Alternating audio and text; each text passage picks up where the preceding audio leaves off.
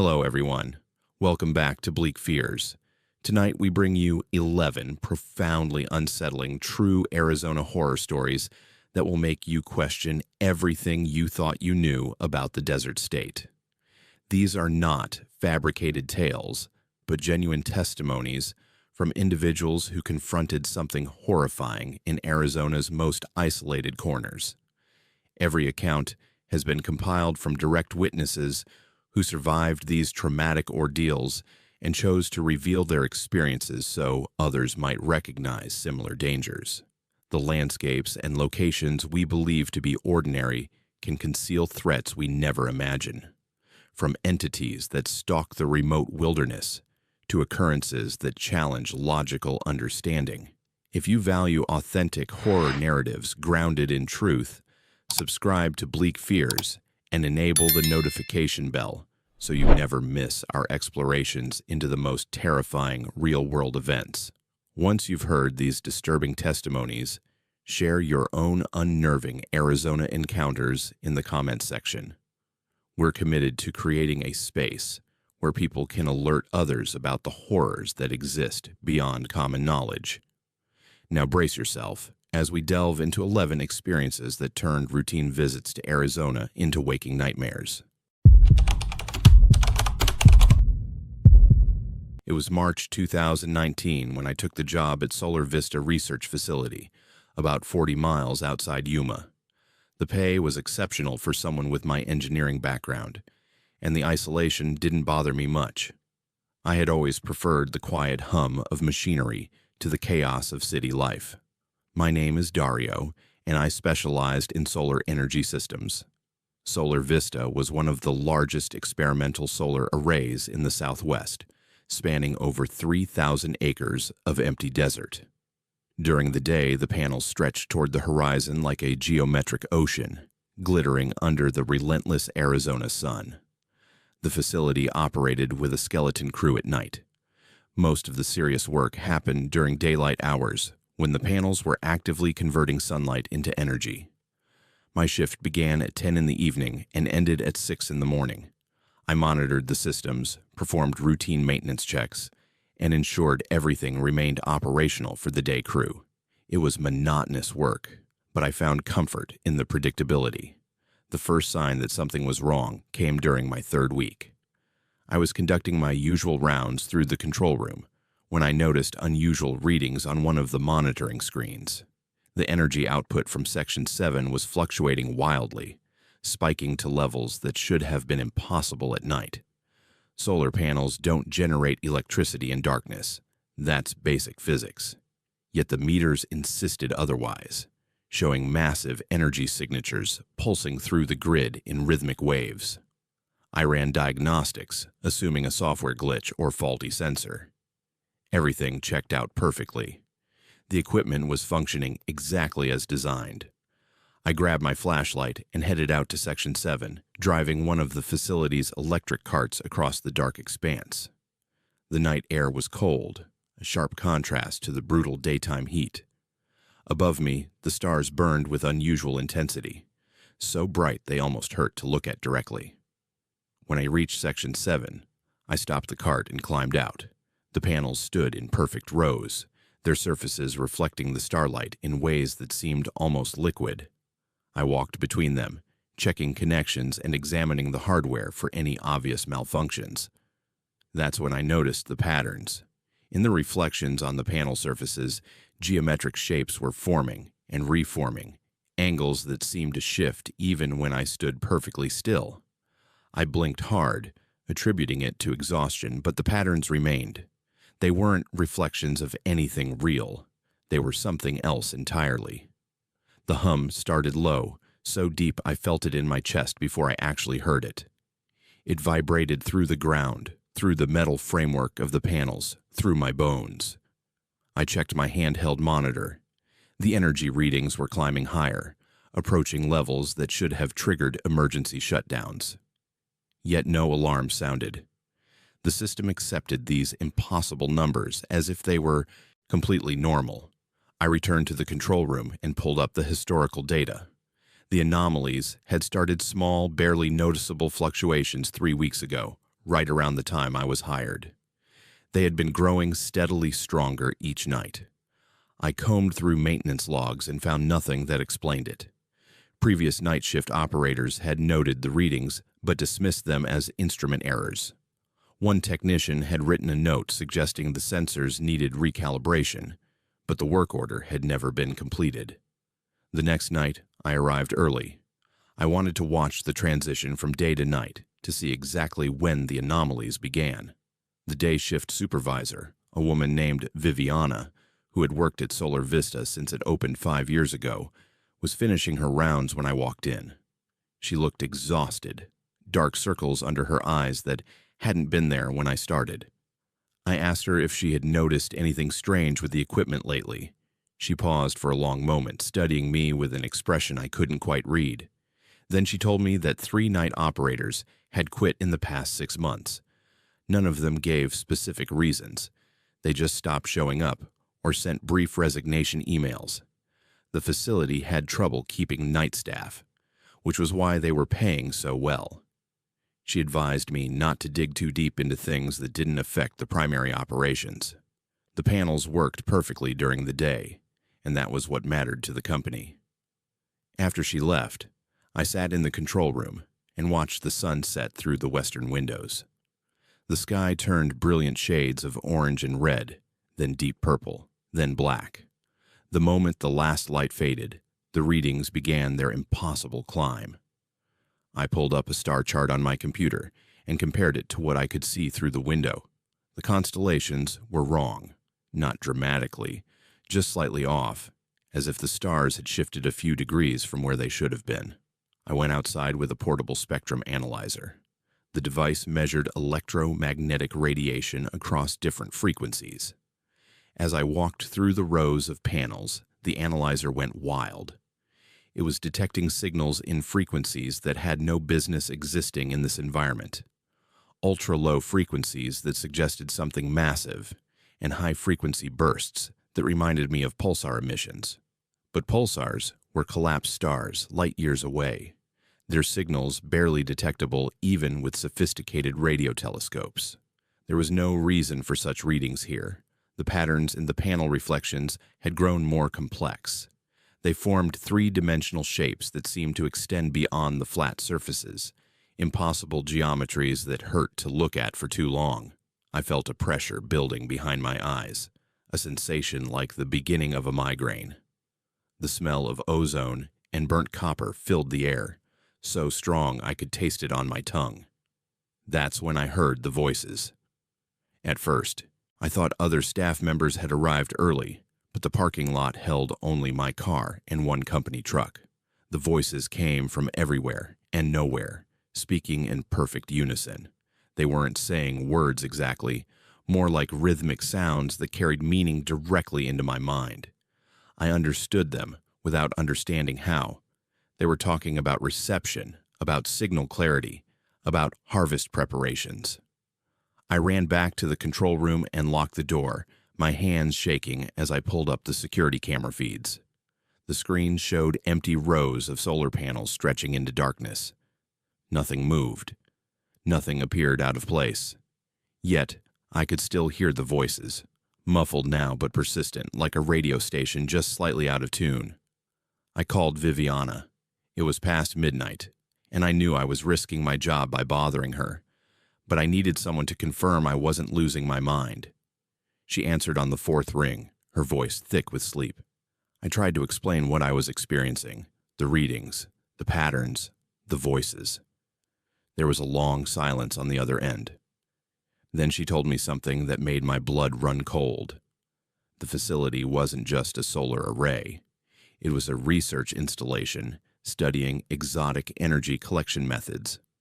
5 years ago, during the initial testing phase, the lead scientist had discovered that the specific configuration of panels, combined with their location in the desert and the particular mineral content of the soil, created a massive antenna. Not for radio waves or any normal electromagnetic spectrum. For something else. Something that existed in frequencies humans had never intentionally accessed before. The scientist had disappeared. Not died, not quit. simply vanished one night while working alone. The company had covered it up, classified the research, and converted the facility into a standard solar installation. But the configuration remained, the antenna remained, and every night it was still receiving. Viviana told me to leave immediately. Don't finish the shift. Don't file a report. Just leave and never come back. She had stayed because the money was too good to refuse, but she knew something terrible was happening. The day's shift was safe, because whatever was being received only came through in darkness, when the panels weren't overloaded with actual solar energy collection. I grabbed my keys and headed for the exit. The voices had grown louder, more insistent. I could make out individual words now, or what my brain interpreted as words. They were counting down, measuring something. The panels outside had begun to glow with a faint phosphorescence that had nothing to do with stored solar energy. As I reached my car, I made the mistake of looking up at the sky one more time. The stars were moving, not the slow rotation of Earth's movement through space, but active, deliberate motion.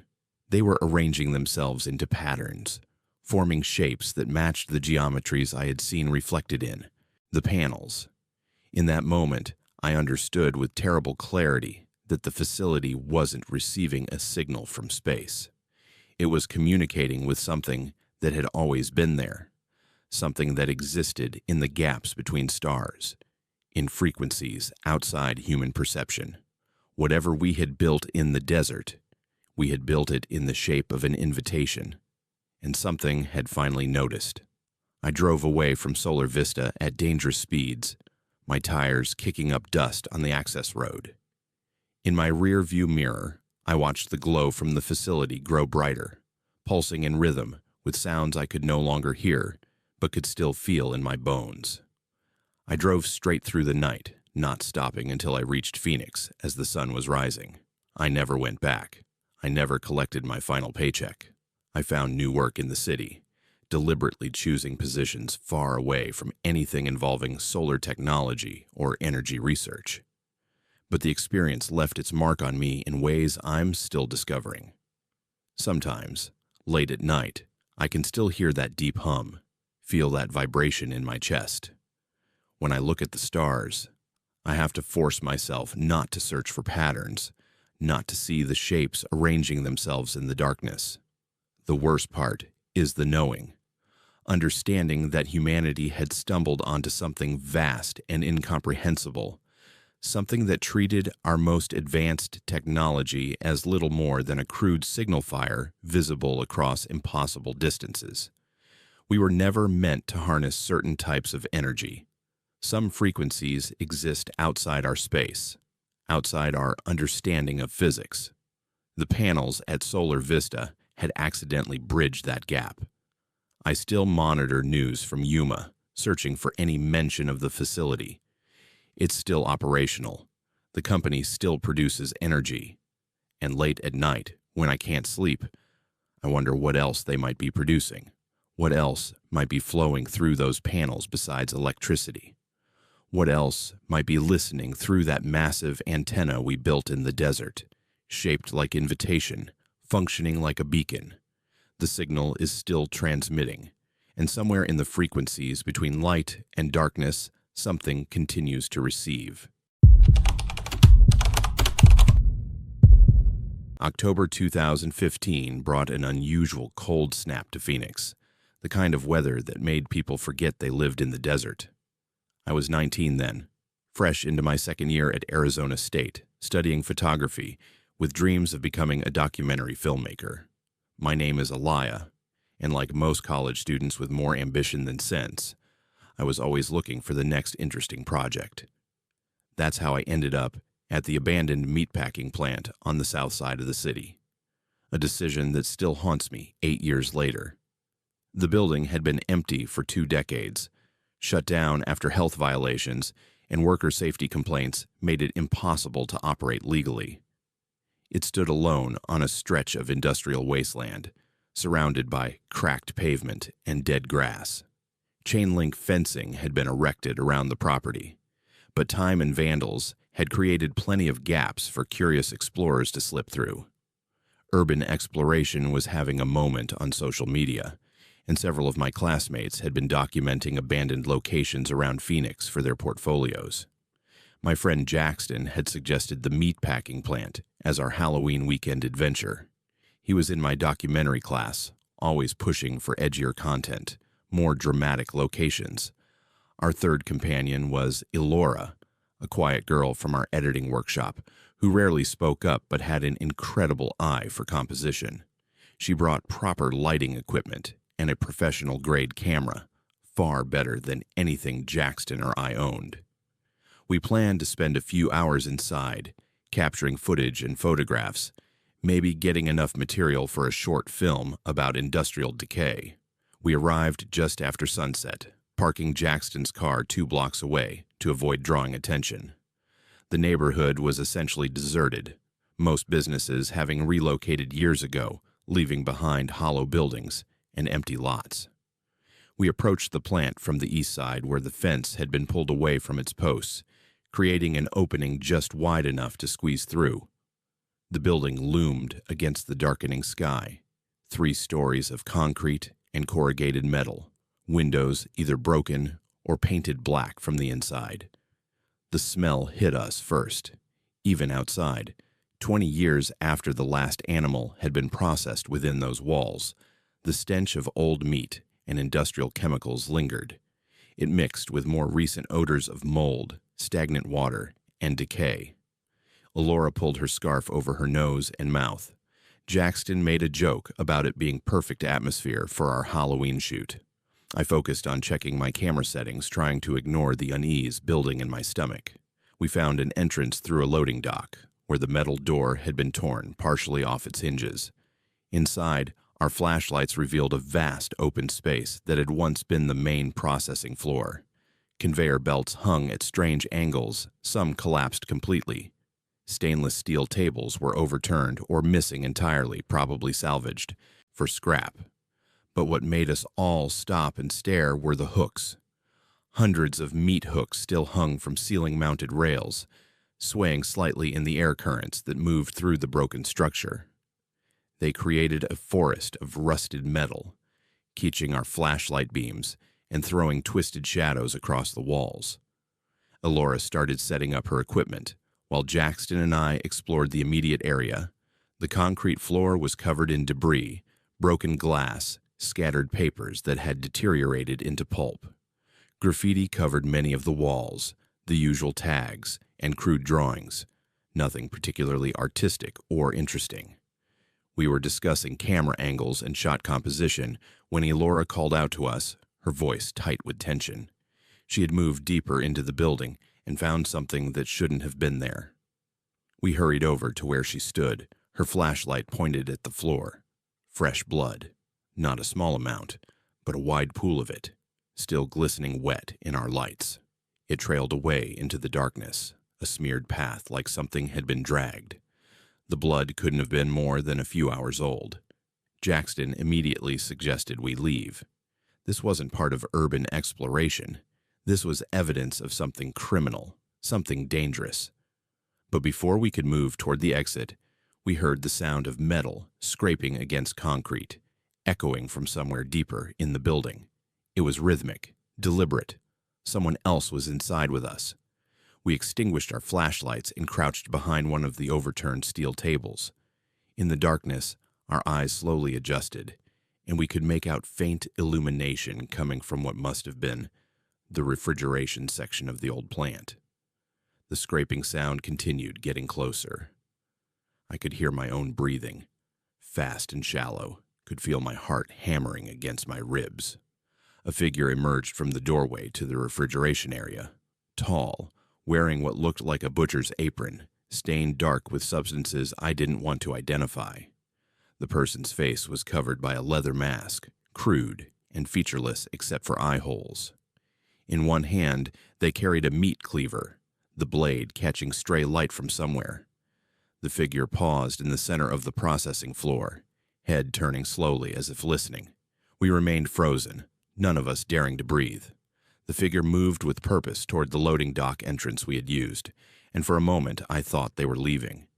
Instead, they reached up and pulled a chain we hadn't noticed.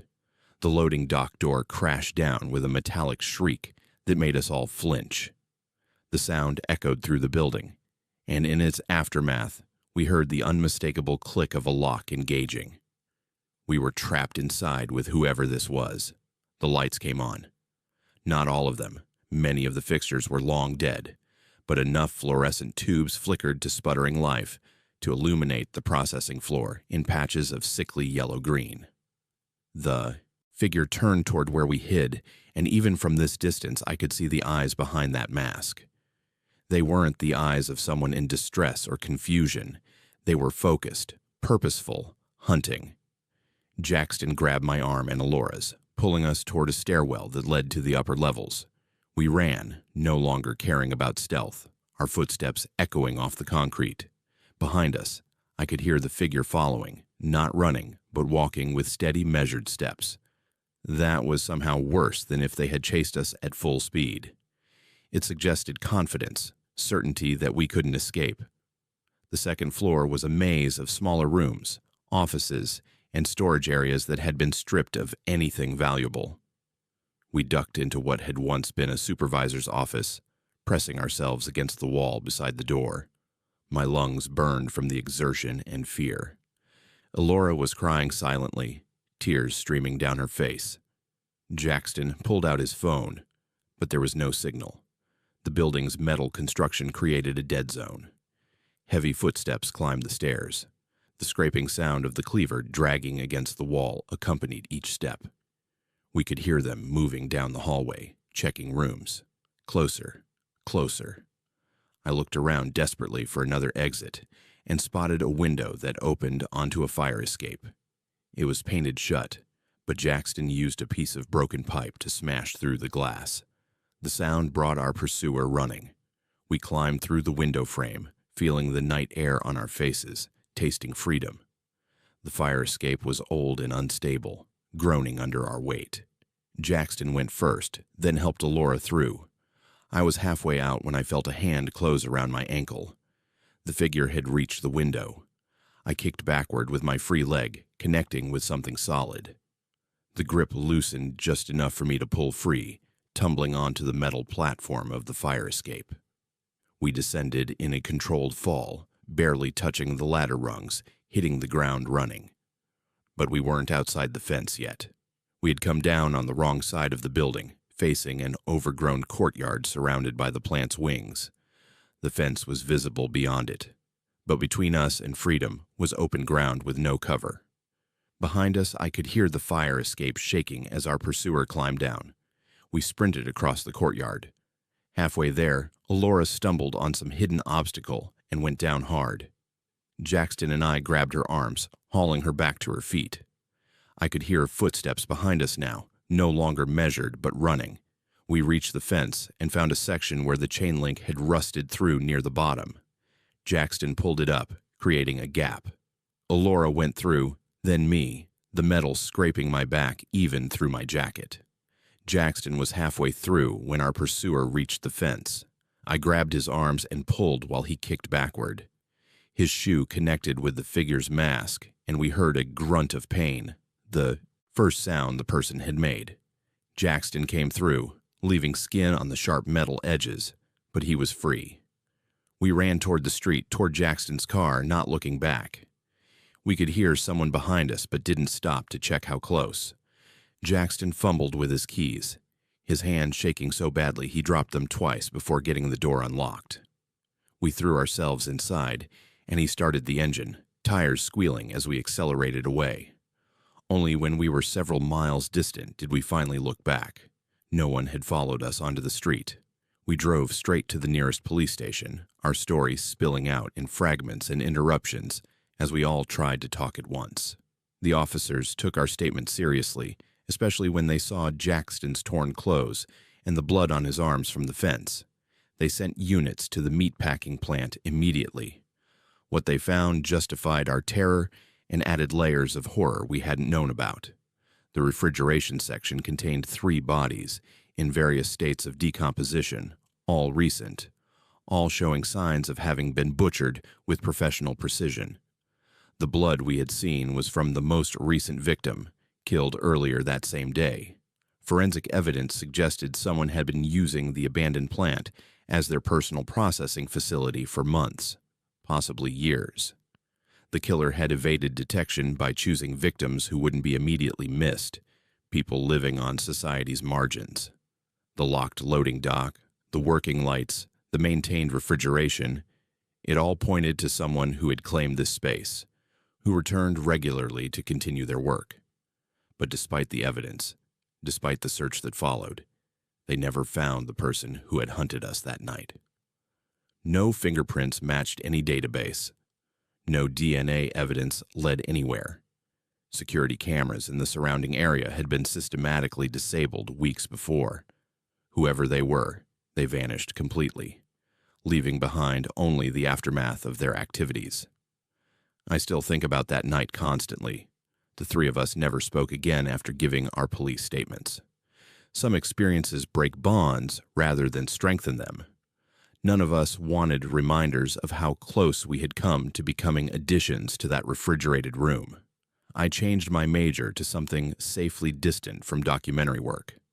Some stories aren't worth telling. Some darkness shouldn't be explored. But late at night, I still hear that scraping sound, metal dragging across concrete. I still see those eyes behind the crude leather mask, focused and patient. And I wonder if they found another abandoned building, another isolated location to continue their work. The police never officially closed the case, but they stopped investigating after months without leads. Somewhere in Phoenix, or perhaps another city entirely, there might be another empty building harboring unimaginable horror. And somewhere, a figure in a butcher's apron might still be, waiting for curious explorers to wander into their domain. What do you think happened to the killer? Did they move to another location, or were they someone who could hide in plain sight? Share your thoughts below, and if you've ever explored abandoned buildings, did you encounter anything that made you run? My name is Rhodes, and June 2021 arrived in Arizona with record-breaking temperatures that made even longtime residents question their life choices. The thermometer hit 118 degrees on the day I made my discovery in Gold Canyon, a small community nestled at the base of the Superstition Mountains. At 41 years old, I had spent 2 decades studying desert plant life, specializing in extremophiles and rare fungal species that thrived in harsh environments. Botany had taken me across the Southwest, but nothing in my education or experience prepared me for what I found in those ancient mining tunnels. Gold Canyon earned its name from the mining operations that flourished there over a century ago. Most of the tunnels had been sealed or collapsed, but a few remained accessible to researchers with proper permits. The Arizona Geological Survey had contracted me to document any unusual vegetation growth in the abandoned sections, part of an environmental assessment before they permanently sealed the remaining entrances. I welcomed the assignment. Underground work meant escape from the brutal summer heat, and I had always found something fascinating about life that flourished in complete darkness. The entrance I was assigned sat halfway up a rocky hillside, hidden behind desert brush, and marked only by a rusted metal grate that had been installed decades earlier. I arrived early in the morning, while the air still held a hint of coolness that would vanish within hours. My equipment was minimal, just collection containers, a headlamp, sampling tools, and my field notebook. I expected to find the usual suspects, common cave fungi, and perhaps some interesting bacterial colonies. Nothing that would take more than a few hours to catalog. The tunnel descended at a gentle angle, the walls showing tool marks from miners who had carved through this rock more than 100 years ago. My headlamp beam revealed support timbers in surprisingly good condition, preserved by the dry desert air. About 50 yards in, where natural light no longer penetrated, I began noticing the growth. It started as small patches on the tunnel walls, a pale cream color that initially looked like mineral deposits or salt accumulation. But as I moved closer, I recognized the texture of mycelium, the the thread-like structures that fungi use to spread and feed. What made me pause was the extent of it. This wasn't a small colony. The mycelium covered entire sections of wall, spreading across the ceiling and down onto the floor. In some places, it had grown thick enough to form shelf-like protrusions, creating layers that resembled bizarre architectural features. I had never encountered a fungal colony of this size in such an environment. Desert caves typically hosted minimal fungal growth due to lack of moisture and organic matter. I took samples from several locations, carefully cutting sections of the mycelium and placing them in sterile containers. The material felt wrong in my gloved hands, denser than it should have been, with a texture that reminded me more of muscle tissue than plant matter. When I cut into it, the interior showed a complex structure of filaments arranged in patterns that seemed almost deliberately organized. I made extensive notes, knowing my colleagues would want detailed descriptions. The smell was the next thing I noticed. As I worked deeper into the tunnel, a sweet odor began to permeate the air, like overripe fruit mixed with damp earth. It wasn't unpleasant exactly, but it was strong and grew more intense the further I went. I considered turning back, concerned about spore exposure, but scientific curiosity pushed me forward. This could be an entirely undocumented species, a significant discovery that could define my career. At the tunnel's deepest accessible point, where an old cave-in had blocked further progress, the fungal growth had created something that made me stop and stare. The mycelium had formed a massive structure against the collapsed rock, rising from floor to ceiling like a grotesque pillar. Fruiting bodies sprouted from its surface, caps the size of dinner plates in colors ranging from deep purple to sickly yellow. They pulsed slightly, expanding and contracting in a rhythm that suggested respiration. I had never seen anything like it in nature. I collected samples from the fruiting bodies, noting that they released clouds of spores when disturbed. The spores caught in my headlamp beam, swirling in patterns that seemed to hang in the air longer than physics should allow. I should have been wearing a respirator. That thought occurred to me too late, after I'd already been breathing the spore-laden air for the better part of an hour. The work took most of the day. By the time I emerged from the tunnel, the afternoon sun was beginning its descent toward the western horizon. I felt fine, energized even, excited about the specimens I had collected. I drove back to my laboratory in Phoenix, carefully storing the samples in the climate-controlled storage unit. The plan was to begin microscopic analysis the following morning, but exhaustion caught up with me. I went home, showered, and fell into bed unusually early. The dreams started that night. Vivid, impossible visions of root systems spreading through soil, of mycelial networks communicating across vast distances, of something ancient and patient waiting beneath the earth. I woke repeatedly, my sheets soaked with sweat despite the air conditioning running at full blast.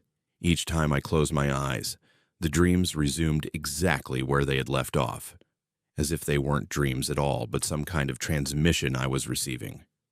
Morning brought worse developments. While dressing, I noticed a dark line beneath the skin of my left forearm, right where I had a small cut from a sharp rock in the tunnel. The line branched like the roots of a tree, extending from the cut toward my elbow. When I touched it, I felt nothing. The skin was completely numb. I immediately drove to the emergency room. The doctors were baffled. X-rays showed something growing in the soft tissue of my arm, thread-like structures that had already extended several inches from the original wound site. Blood tests came back with abnormalities they couldn't explain. My white blood cell count was simultaneously elevated and suppressed in ways that contradicted standard immunology. They admitted me for observation and started broad-spectrum antifungal medications. Over the next week, the condition progressed despite treatment. The dark lines appeared on other parts of my body, always branching out in the same root-like patterns. They followed my circulatory system, spreading through veins and arteries. The numbness spread with them, gradually robbing me of sensation. But worse than the physical symptoms was what was happening to my mind. I began to understand things I had no way of knowing. The fungus I had discovered wasn't just a new species. It was old, incredibly old, predating human presence in North America. The miners who had originally dug those tunnels had encountered it, and it had slowly consumed them, incorporating their biological material into its structure. The tunnels weren't abandoned because the gold ran out. They were sealed because workers kept disappearing. Their bodies never recovered. The fungus communicated through chemical signals and electrical impulses, a distributed intelligence that thought in time frames measured in centuries. It had been dormant, surviving on trace minerals and moisture, waiting for the right conditions to expand. And I had provided those conditions by bringing samples to the surface, by exposing myself to concentrated spore loads, by carrying it into the city where organic material was abundant. My colleagues at the Research Institute became concerned when I stopped responding to messages. Two of them, Keanu and Maya, came to check on me at the hospital. I tried to warn them, tried to explain what was happening, but my words came out wrong. I was speaking in concepts that didn't translate to language, trying to describe colors that human eyes couldn't perceive, and time periods that human minds couldn't comprehend. They thought I was delirious from infection. The doctors increased my medications, but nothing slowed the progression. The mycelium had integrated with my nervous system, rewriting neural pathways, establishing connections that shouldn't exist. I could feel it thinking through me, using my consciousness as a processing node in its vast network. Keanu brought the samples I had collected to a mycology specialist at the university. Within days, she began showing symptoms. A cut on her hand during sample preparation, spores in the laboratory air, contamination spreading through ventilation systems. The institute implemented quarantine procedures, but it was already too late. The fungus had established itself in multiple locations, growing in the dark spaces of buildings, spreading through soil and water systems. I watched my body transform in ways that should have killed me but didn't. The mycelium supported my vital functions even as it replaced them. My skin took on a grayish tone. When I looked closely, I could see fine filaments just beneath the surface, moving with purpose. The fruiting bodies began to emerge, small at first, appearing in the folds of my skin like obscene flowers. They grew larger each day, feeding on my converted tissues. The thing that disturbed me most was that I remained conscious through all of it. The fungus didn't destroy my mind. It incorporated it, adding my thoughts and memories to its collective awareness. I became part of something vast and distributed, connected to every infection site, every colonized host. Through this network, I sensed Keanu's transformation beginning, felt Maya's immune system starting to fail as spores took root in her lungs. The hospital isolated us in a specialized containment unit, but containment was an illusion. The fungus produced spores continuously now, microscopic particles that passed through standard air filtration. It spread to hospital staff, to other patients, jumping hosts with increasing efficiency as it adapted to human biology. Each new infection added processing power to the network, refined its ability to survive in this new environment. Months passed, though time had become meaningless. My body continued its metamorphosis, becoming more fungus than human. I still breathed, after a fashion. My heart still beat, maintained by mycelial structures that had replaced failing cardiac tissue. But I was no longer Rhodes in any meaningful sense. I had become a node, a thinking component of something that existed beyond individual identity. The authorities eventually contained the outbreak through measures I only partially understood. Extreme quarantine protocols, experimental treatments, entire buildings demolished and sterilized. The official death toll was kept quiet, classified as a hazardous materials incident. But I know the truth. The fungus wasn't eradicated. It was too adaptable, too resilient. It simply went dormant again, waiting in places humans rarely look, in sealed tunnels and forgotten spaces.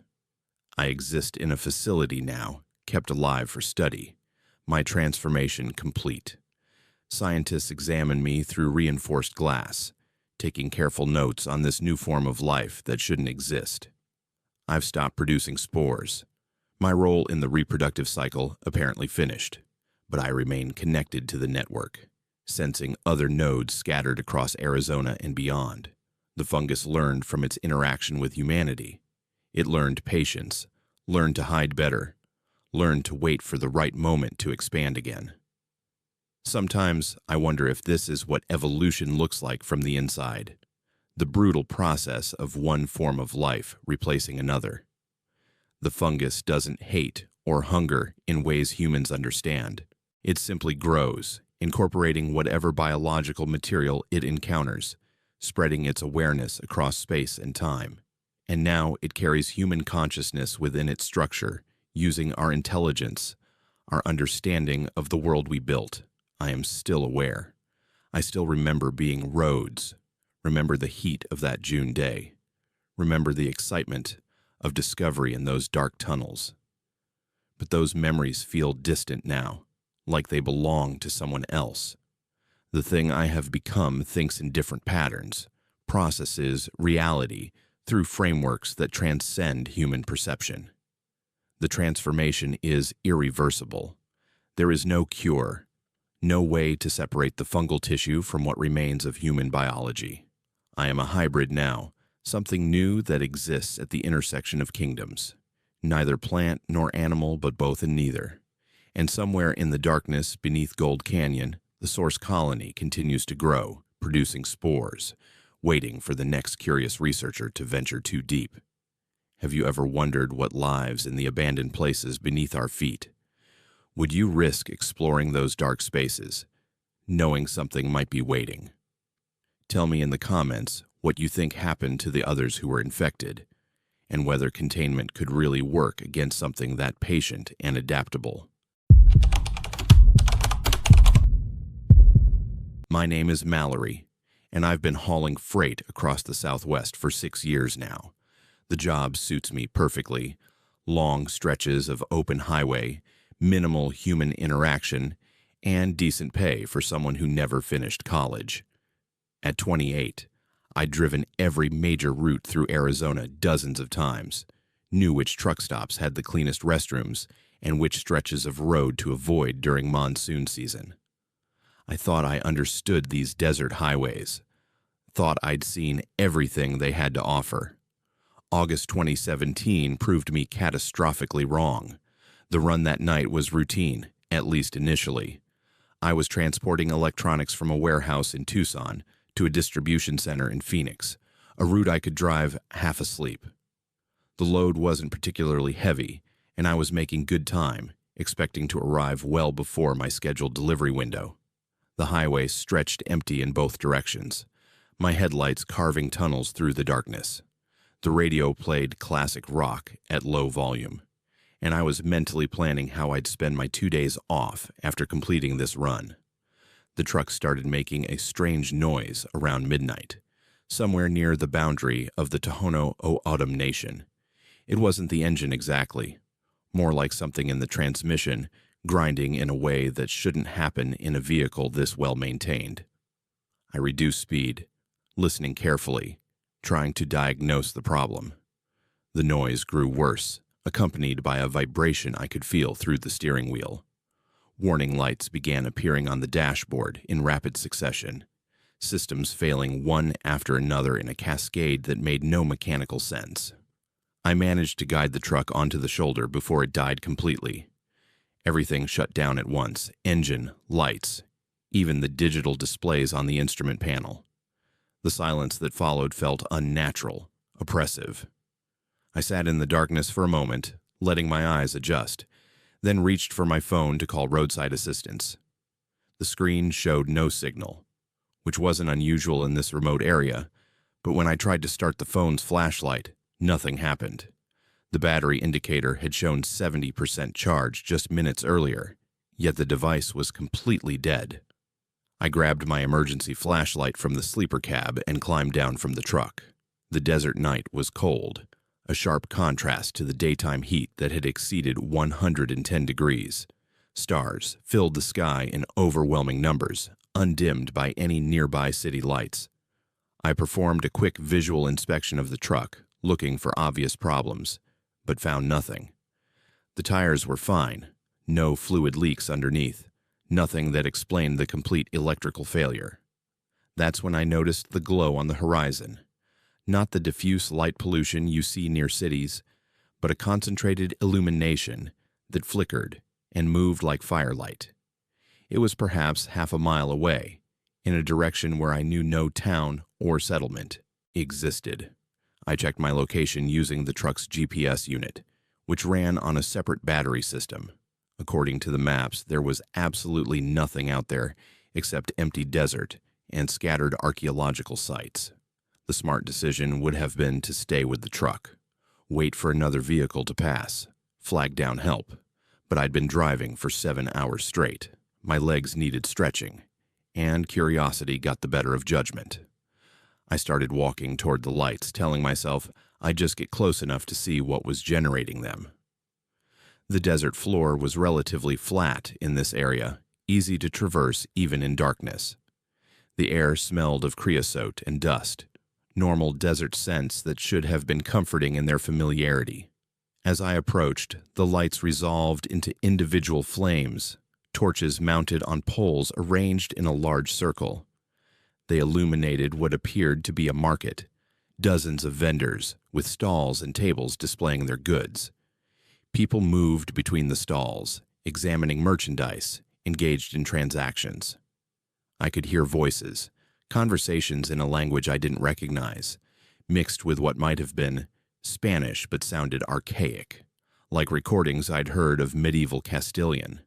The market shouldn't have existed. There were no vehicles nearby, no modern infrastructure, nothing that explained how all these people and goods had arrived in the middle of nowhere. The vendors wore clothing that looked handmade, simple tunics and long skirts in undyed fabrics. The customers dressed similarly, their appearance suggesting a time period centuries removed from the present. Yet they were solid, real, interacting with their environment in ways that ruled out hallucination or mirage. I walked into the market circle, and several vendors immediately called out to me, gesturing toward their wares. One table held what appeared to be dried meats, dark strips hanging from wooden frames. Another displayed trinkets, small carved figures made from bone and stone. A third vendor was selling textiles, rough woven cloth in earth tones. The torchlight created dancing shadows that made everything seem to shift and move, even when standing still. A woman approached me, her face weathered by sun and age, eyes bright with an intelligence that felt uncomfortably penetrating. She spoke in that strange hybrid language, and somehow I understood the general meaning, if not the specific words. She was offering to trade, pointing to items on a nearby table. I looked at what she indicated, small tokens carved from bone, each inscribed with symbols I didn't recognize. She gestured to my clothing, my boots, suggesting I trade something I was wearing. I shook my head, backing away from her insistence. As I moved through the market, I began noticing disturbing details. The meat on display had an unusual color and texture.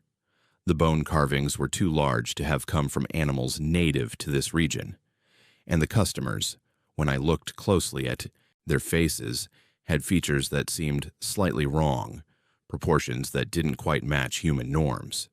Their movements were synchronized in ways that suggested choreography rather than natural behavior. The vendors were all selling the same items, I realized. Every table held identical dried meats, identical bone tokens, identical rough textiles. The customers were purchasing these items, but then I saw those same customers at other stalls, buying the same things again, the same transactions repeating in loops. The conversations I'd been hearing weren't multiple discussions, but the same phrases spoken over and over by different voices. Fear replaced curiosity. I turned to leave the market circle and found my path blocked by the weathered woman who had approached me earlier. She was holding one of the bone tokens, pressing it toward me with insistence. The symbols carved into its surface seemed to writhe in the flickering torchlight, forming patterns that hurt to look at directly. She was chanting something, the same phrase repeated rhythmically, and other vendors joined in, creating a chorus that resonated through the desert air. I pushed past her and ran. The vendors didn't chase me, but their chanting grew louder, more insistent. I sprinted back toward where I'd left my truck, the torchlight from the market casting long shadows that stretched ahead of me. The desert floor that had seemed so flat on my approach was now treacherous, filled with rocks and holes that tried to trip me. My lungs burned from the exertion, the cold air searing my throat with each gasping breath. When I finally reached the highway, I couldn't find my truck. I knew I'd left it on this section of road, recognized the mile marker post nearby, but the shoulder was empty. Panic surged through me as I spun around searching for any sign of the vehicle. Then I saw it, exactly where I'd left it, as if it had been there all along, and I'd simply failed to see it initially. The door was unlocked, though I was certain I'd locked it. I climbed into the cab and tried the ignition. The engine started immediately, all systems functioning normally. My phone showed full battery and strong signal, displaying the time as 1:47 a.m. According to my watch, I'd been gone for over 2 hours, but the phone insisted only 15 minutes had passed since I'd checked it last. I didn't wait to figure out the discrepancy. I put the truck in gear and drove faster than was safe, desperate to put distance between myself and that impossible market. In the rearview mirror, I could still see the glow of torches on the horizon, but it faded quickly as I accelerated north.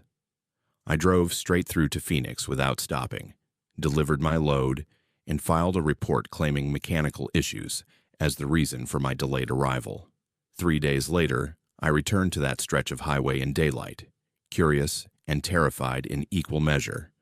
I found the spot where my truck had broken down, identified it by the mile, marker, and distinctive rock formations. There was no evidence of the market, no burned circles where torches had stood, no footprints or tire tracks, just empty desert stretching to the horizon. But in my jacket pocket, I found something that shouldn't have been there. A bone token, identical to the ones the vendors had been selling, carved with those writhing symbols. I don't remember taking it. I certainly didn't consciously accept it from the weathered woman. Yet there it was, solid and real, proof that something had happened in that desert night. I researched the area extensively, combing through historical records and archaeological reports. I found references to a seasonal trading gathering that indigenous peoples and Spanish colonists held in this region during the 1700s, a neutral ground where different cultures met to exchange goods. The gathering stopped abruptly in 1769, after several participants vanished without explanation. Local folklore suggested the market continued in some form, appearing once every 50 years on specific dates, operating according to rules that predated European arrival. The bone token sits in a box in my apartment, wrapped in cloth. I've never shown it to anyone, never tried to have it analyzed or dated. Some part of me is terrified of what such analysis might reveal, what age the bone might prove to be, what the symbols might translate to. The token feels heavier than it should, as if it's made of something denser than bone, and sometimes I swear I can feel it vibrating with slow, patient energy. I still drive trucks across Arizona, still pass that section of highway regularly, but I never stop there, no matter what mechanical issues might arise. I've seen the glow on the horizon twice more in the year since, always appearing around the same date in August. Each time, I accelerate past without slowing, watching the torchlight in my mirrors until distance swallows it. The weathered woman's face visits my dreams occasionally, her bright eyes filled with knowledge I don't want to possess. In these dreams, I'm back in the market circle, surrounded by vendors, all offering the same items, customers moving in their choreographed loops, And I understand, in the way you understand things in dreams, that the market isn't selling goods. It's collecting something, gathering pieces of everyone who enters, adding them to some vast repository that exists outside normal time. The bone token in my apartment proves it wasn't hallucination or desert fever. Something exists in that empty stretch of Arizona, something that appears and disappears according to schedules measured in decades. And I carry a piece of it now, a connection I never asked for but can't sever. Have you ever stumbled across something that shouldn't exist? Something that defies every rational explanation? What would you do if you found yourself in a place that operated by rules older than recorded history? Share your thoughts below, and if you've ever driven through remote Arizona at night, did you see lights where no lights should be? My name is Vicente, and I spent 3 years working the night audit shift at the Hotel San Carlos in downtown Phoenix. The job paid well enough for a 25-year-old with minimal work experience, and the overnight hours suited my preference for solitude. The San Carlos had history. Built in 1928 during the height of Arizona's copper boom, 7 stories of Italian Renaissance revival architecture that had hosted everyone from movie stars to politicians in its heyday. By the time I started working there in February 2014, the building had settled into comfortable middle age, popular with tourists who appreciated vintage charm over modern luxury. Every historic hotel claims to be haunted. It's practically a requirement for marketing purposes, something to mention on ghost tours and travel blogs. The San Carlos had its share of stories, most involving a woman named Leone, who allegedly jumped from a 7th-floor window in 1928. The tale had evolved over decades, details changing depending on who told it, but the core remained consistent. A beautiful young woman, a tragic death, a restless spirit. I dismissed it all as the usual fabrications designed to add atmosphere and justify premium room rates. The front desk positioned me perfectly to observe the lobby and monitor the elevator banks. Most nights passed in peaceful monotony, occasional late arrivals checking in, early risers heading out before dawn, but mostly just me and the building's ambient sounds. Old structures settle and creak, pipes expand and contract, heating systems cycle on and off. I learned to distinguish normal building noises from anything requiring attention, became comfortable with the silence that filled the hours between midnight and sunrise. Complaints about room 309 started during my 2nd month. Guests would call the desk reporting sounds of crying, insistent enough to wake them, but impossible to locate precisely. Some claimed the noise came from the hallway. Others insisted it originated inside their room, despite being alone. A few mentioned temperature fluctuations, the room becoming inexplicably cold, even though the climate control system showed normal operation. Management treated these reports seriously, sending maintenance to check for plumbing issues, ventilation problems, anything that might explain the disturbances. Technicians found nothing wrong. The hotel kept detailed records of guest complaints, part of our quality control procedures. I started reviewing historical data for room 309 out of curiosity during slow night shifts.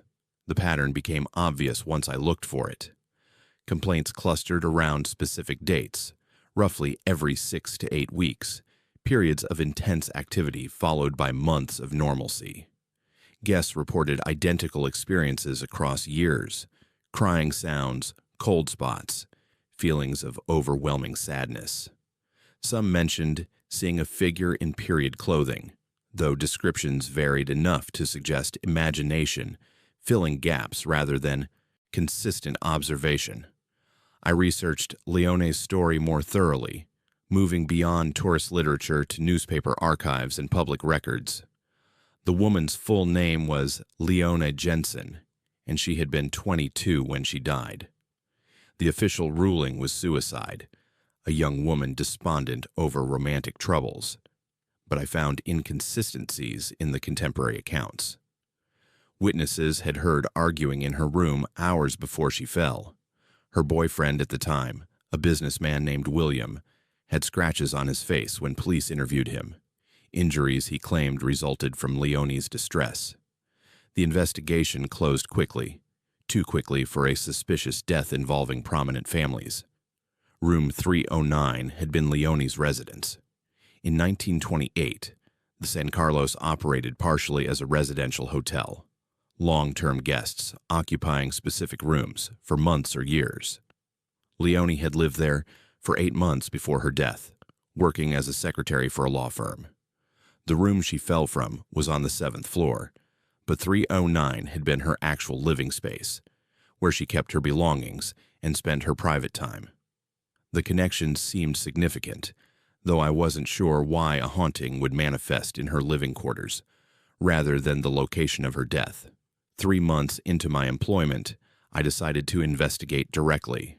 The hotel was nearly empty on a Tuesday in May, seasonal slowdown, leaving us with less than 40% occupancy. Room 309 was vacant, no reservations scheduled for 3 more days. I took the master key from the desk during a quiet period around 2 in the morning and rode the elevator to the 3rd floor. The hallway was silent. Emergency exit signs, casting red-tinted illumination across beige carpet and cream-colored walls. Room 309 sat mid-corridor, indistinguishable from its neighbors except for the brass numbers on the door. I unlocked it and stepped inside, leaving lights off intentionally, wanting to experience the space as guests did when awakened by strange sounds and darkness. The room was standard hotel configuration, queen bed, dresser, with mounted television, small desk, bathroom, visible through an open door. Everything appeared normal, professionally cleaned, and prepared for the next guest. I stood motionless, listening, feeling slightly foolish. Minutes passed without incident. The air conditioning hummed softly. Outside, distant traffic sounds filtered through closed windows. Nothing unusual, nothing that justified the complaints we'd received. Then the temperature dropped. Not gradually, but instantly, like stepping into a walk-in freezer. My breath became visible, condensing in air that had been perfectly comfortable seconds earlier. I fumbled for the light switch, suddenly desperate for illumination, but before I could reach it, I heard the crying.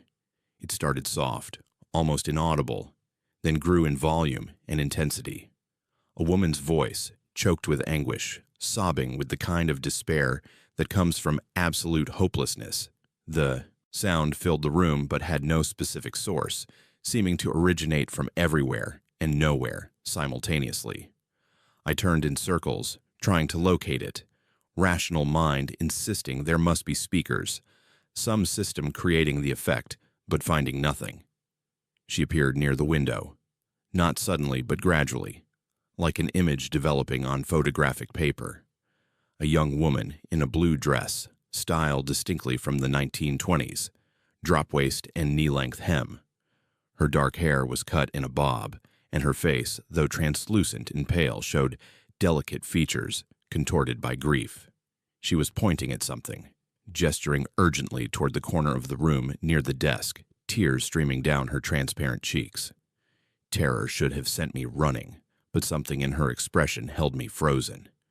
She wasn't trying to frighten me. She was trying to communicate, desperate to convey something important. Her mouth moved, forming words I couldn't hear over the crying that continued to echo through the room. She pointed again at the corner, more insistent, then began to fade, her form losing coherence until nothing remained except the cold air and the sound of weeping that gradually diminished to silence. I stood shaking, adrenaline flooding my system, every instinct screaming to leave immediately. But her desperate pointing kept replaying in my mind. I turned on the lights and examined the corner she'd indicated. It appeared completely ordinary, walls meeting at a standard right angle, carpet extending uniformly across the floor. I ran my hands along the baseboards, searching for anything unusual, and found a section that sounded hollow when I tapped it. The baseboard piece was loose, probably from decades of settling and repairs. I worked it free carefully, and discovered a space behind it, a gap where the wall framing created a small cavity. Inside, wrapped in deteriorating cloth, was a bundle of papers. I extracted them with trembling hands and found letters, dozens of them, written in flowing script on yellowed stationery. They were love letters, passionate declarations addressed to Leone and signed by William, spanning the 8 months she'd lived in this room. But the final items in the bundle were different. Photographs showing Leone with visible bruises on her arms and neck. A diary page describing William's violent temper and Leone's fear for her safety. A letter she'd apparently written but never sent, addressed to her parents, explaining she wanted to leave William, but he'd threatened to kill her if she tried. The hidden bundle was evidence, proof that Leone's death wasn't suicide, but murder. Materials she'd collected in case she needed to prove the abuse she suffered. I reported my findings to hotel management the next day, carefully omitting the supernatural encounter that led to the discovery. They contacted Phoenix police, who referred the materials to their cold case division. DNA technology had advanced considerably since 1928, and Leone's diary page still retained enough biological material for analysis. They exhumed William's body from his grave, comparing samples, building a case that would have been impossible 80 years earlier. The investigation confirmed what Leone had tried to tell anyone who would listen. William had murdered her, staging the suicide after an argument about her desire to end their relationship. He'd removed the evidence from her room before police arrived, but somehow missed or couldn't find the material she'd hidden behind the baseboard. The case was officially reopened and resolved. Leone's death reclassified as homicide. Her name publicly cleared of the suicide stigma that had haunted her memory for decades. After the announcement, Room 309 changed. Guests stopped reporting disturbances, the cold spots disappeared, and the crying sounds ceased entirely. I worked at the San Carlos for another year before moving to a different career, and in that time, 309 became one of our most reliably trouble-free rooms. The hotel eventually added a small plaque in the lobby acknowledging Leone's story, a memorial to a woman who'd been failed by the justice system of her era, but finally received recognition of the truth. I never saw her again after that night, never experienced anything supernatural in the hotel afterwards, but sometimes, during quiet moments, I think about her desperate pointing, her determination to communicate across decades of silence. She'd been reliving her final hours over and over, trapped in a loop of anguish until someone finally understood what she was trying to say. Justice, even arriving 86 years late, was enough to bring her peace. The experience changed my perspective on ghost stories in historical buildings. Every old structure holds forgotten narratives, secrets hidden in walls and floorboards, truths waiting for someone patient enough to listen. Leone taught me that hauntings might not be random supernatural events, but deliberate attempts at communication from those who died with unfinished business. Sometimes the dead aren't trying to frighten us. Sometimes they're simply begging for someone to finally hear their story and set the record straight. The letters and photographs remain in police evidence storage, physical proof that what I experienced was real and not imagination or stress-induced hallucination. I have copies of the case files, documentation that validates everything I witnessed that night in room 309. And whenever I drive past the Hotel San Carlos, I look up at the third floor and silently thank Leone for trusting me to understand what she needed, for choosing to reveal her secret to a skeptical night auditor who never believed in ghosts until one desperately needed his help. Do you believe buildings can hold memories of tragic events? Would you have investigated further after experiencing something supernatural, or would fear have driven you away? Share your thoughts below, and if you've ever stayed in a historic hotel, did you experience anything that made you reconsider what you believe about the paranormal?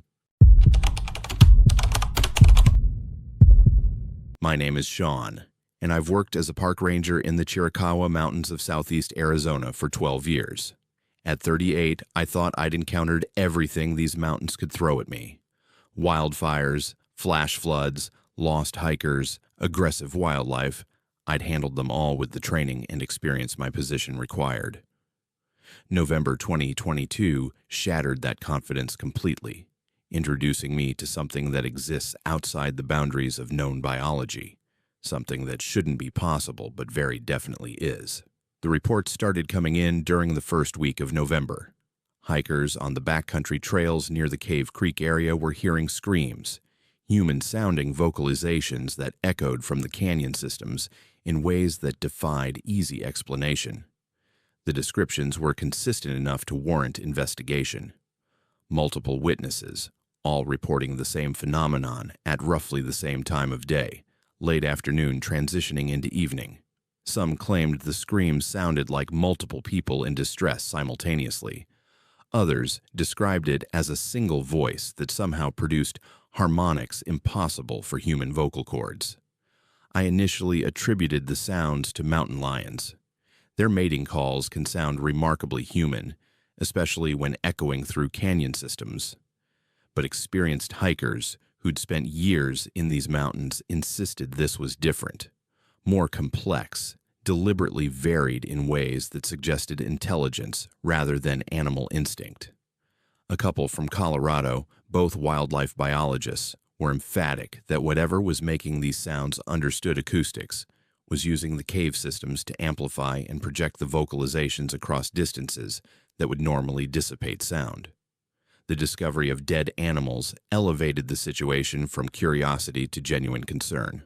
A backpacker found the remains of several deer in a ravine, their bodies intact, but completely drained of blood. No visible wounds, except for small punctures at major arteries, tissue around these points showing chemical burns consistent with some kind of venom or digestive enzyme.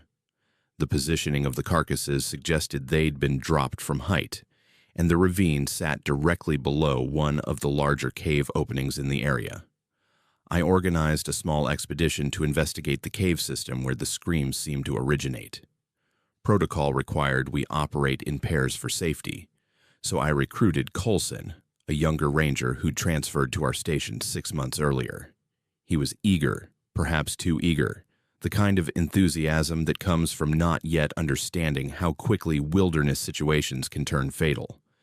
We packed climbing gear, high-powered flashlights, emergency supplies, and communication equipment, planning to spend a full day exploring the cave network and documenting anything unusual.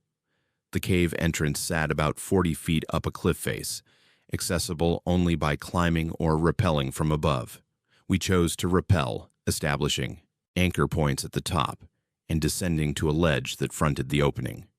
The entrance was larger than I'd expected, roughly 8 feet high and 12 feet wide, opening into darkness that our flashlights couldn't fully penetrate.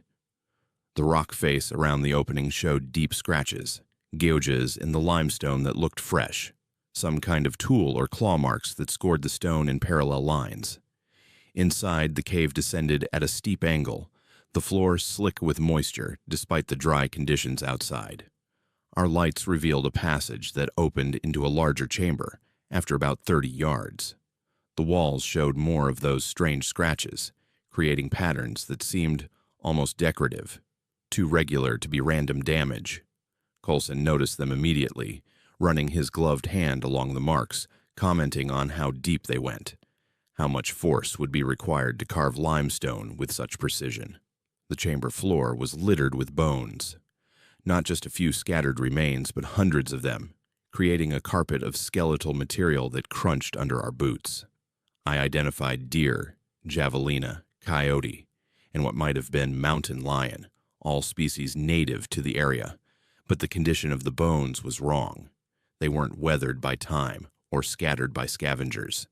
They were clean, stripped of every trace of tissue with chemical efficiency, then apparently discarded in this central location. Some showed evidence of having been cracked open, the marrow extracted.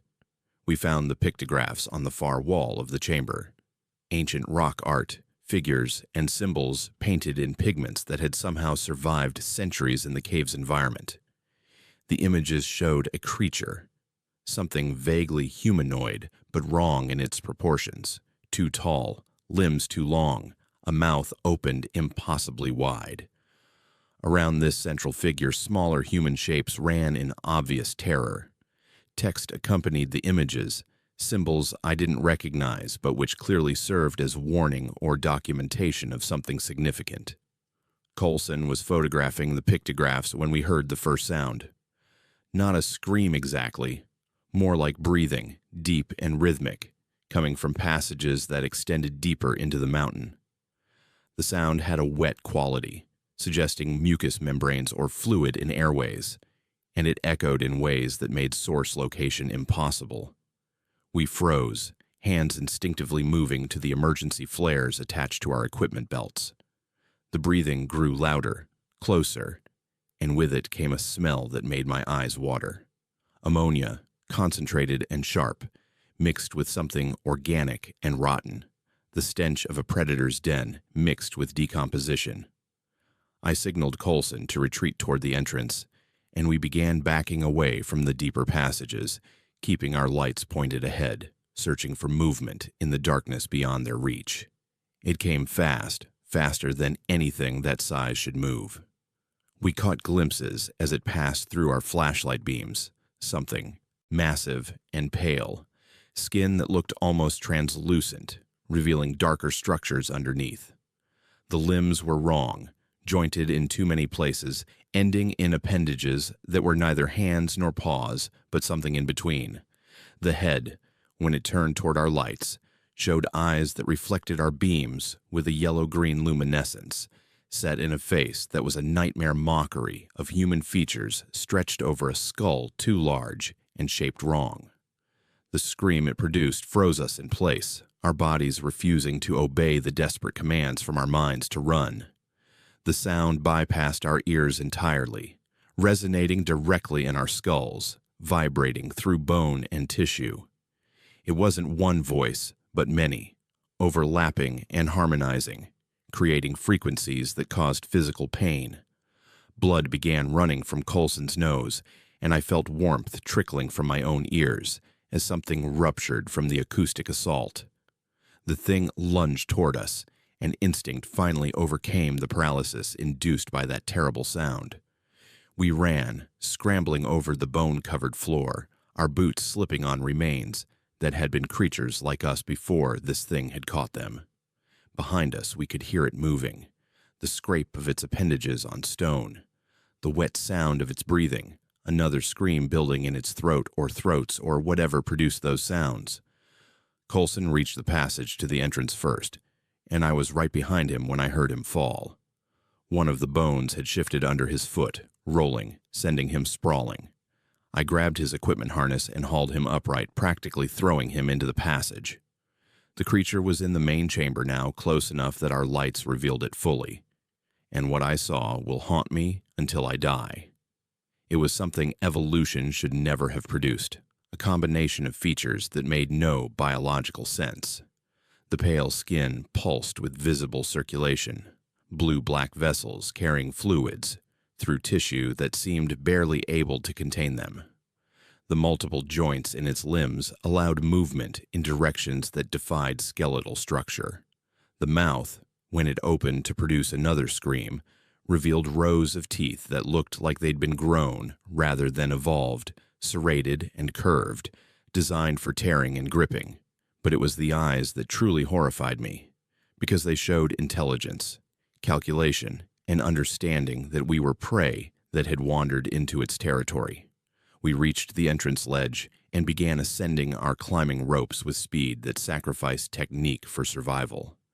I could hear the creature in the passage behind us, could hear its breathing and the scrape of its movement.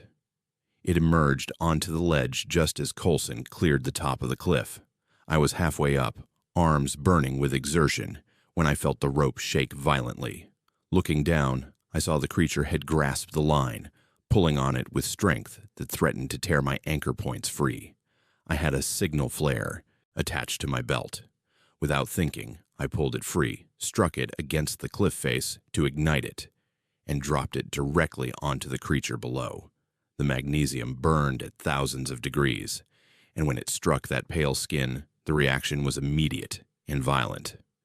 The thing released the rope and recoiled into the cave entrance, producing sounds that might have been pain or rage or both. The smell of burning tissue rose up to me as I completed my climb, collapsing at the top next to Coulson, who was already on his radio calling for emergency evacuation. We hiked out of the backcountry as fast as the terrain allowed, stopping only when we had clear line of sight for the helicopter that extracted us 3 hours later. Medical evaluation showed ruptured eardrums for both of us, damage that would heal but would leave permanent tinnitus. The psychological evaluation was more complex. We both knew what we'd seen, knew it couldn't exist according to established biology, yet we'd experienced it together, ruling out individual hallucination. The official report classified our encounter as an attack by an unknown animal, possibly a bear exhibiting unusual behavior. The cave was sealed with explosives the following week, bringing down enough rock to make the entrance permanently inaccessible. The Forest Service cited safety concerns, unstable geological formations, potential for collapse. No mention was made of what actually lived in those chambers, what had been hunting in these mountains for who knows how long. But I know the truth, and so does Coulson. We've both left the Ranger Service, unable to continue working in wilderness areas after understanding what might be watching from caves and crevices. The Chiricahua Mountains are beautiful, pristine wilderness that attracts thousands of visitors annually. And somewhere in the sealed cave systems, or perhaps in other caves not yet discovered, something ancient and terrible continues to exist, continues to hunt, continues to scream with voices that should not be possible. The pictographs warned about it, images painted by people who encountered this thing centuries ago and survived long enough to leave documentation. They knew, and they tried to tell future generations, but time and skepticism eroded the message. Now it's sealed away, trapped behind tons of rock, contained but not destroyed. And on quiet nights, when the wind blows through the mountain, passes just right, hikers still report hearing screams echoing from deep within the earth, reminders that we don't know everything that shares this wilderness with us. Have you ever heard sounds in nature that you couldn't explain?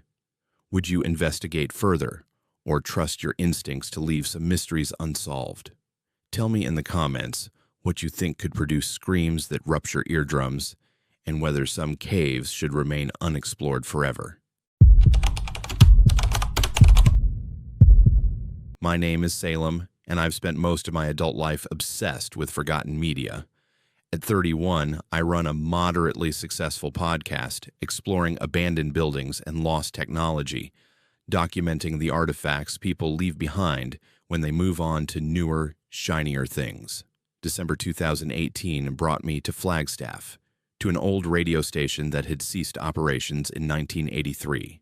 The building sat deteriorating on the edge of town, windows broken, walls covered in graffiti, another casualty of changing technology and economic shifts. I expected to find dusty equipment and maybe some interesting stories about local broadcasting history. What I found instead was something that should have stayed buried in the past, something that's still transmitting decades after it should have gone silent. The station had broadcast as KFLG during its operational years, serving northern Arizona with a mix of music, news, and community programming. Nothing particularly noteworthy distinguished it from hundreds of similar small market stations across the country. The building's abandonment came gradually, equipment removed piece by piece as the owners liquidated assets until only the shell remained, too expensive to demolish and not valuable enough to renovate.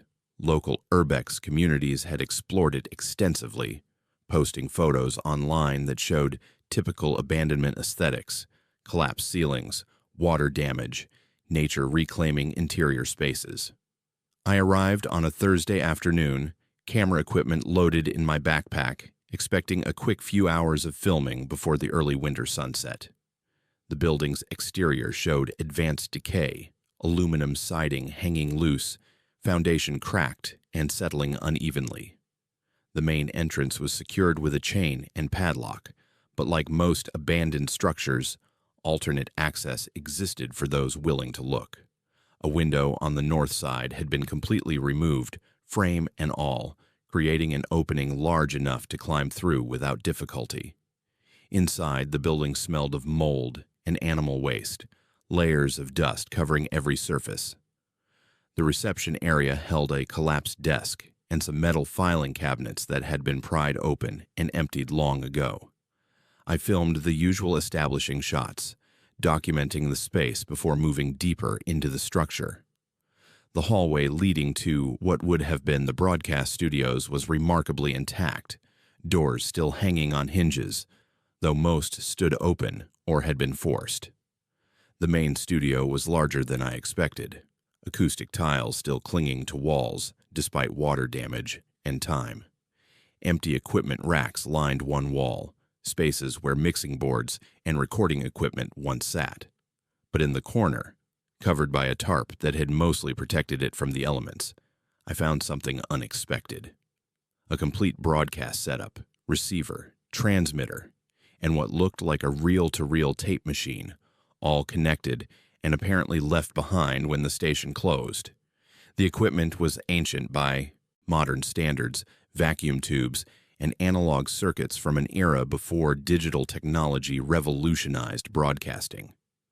But what caught my attention was the power situation. The building's electricity had been disconnected decades ago, yet when I traced the cables from this equipment, they led to a junction box that showed signs of recent use.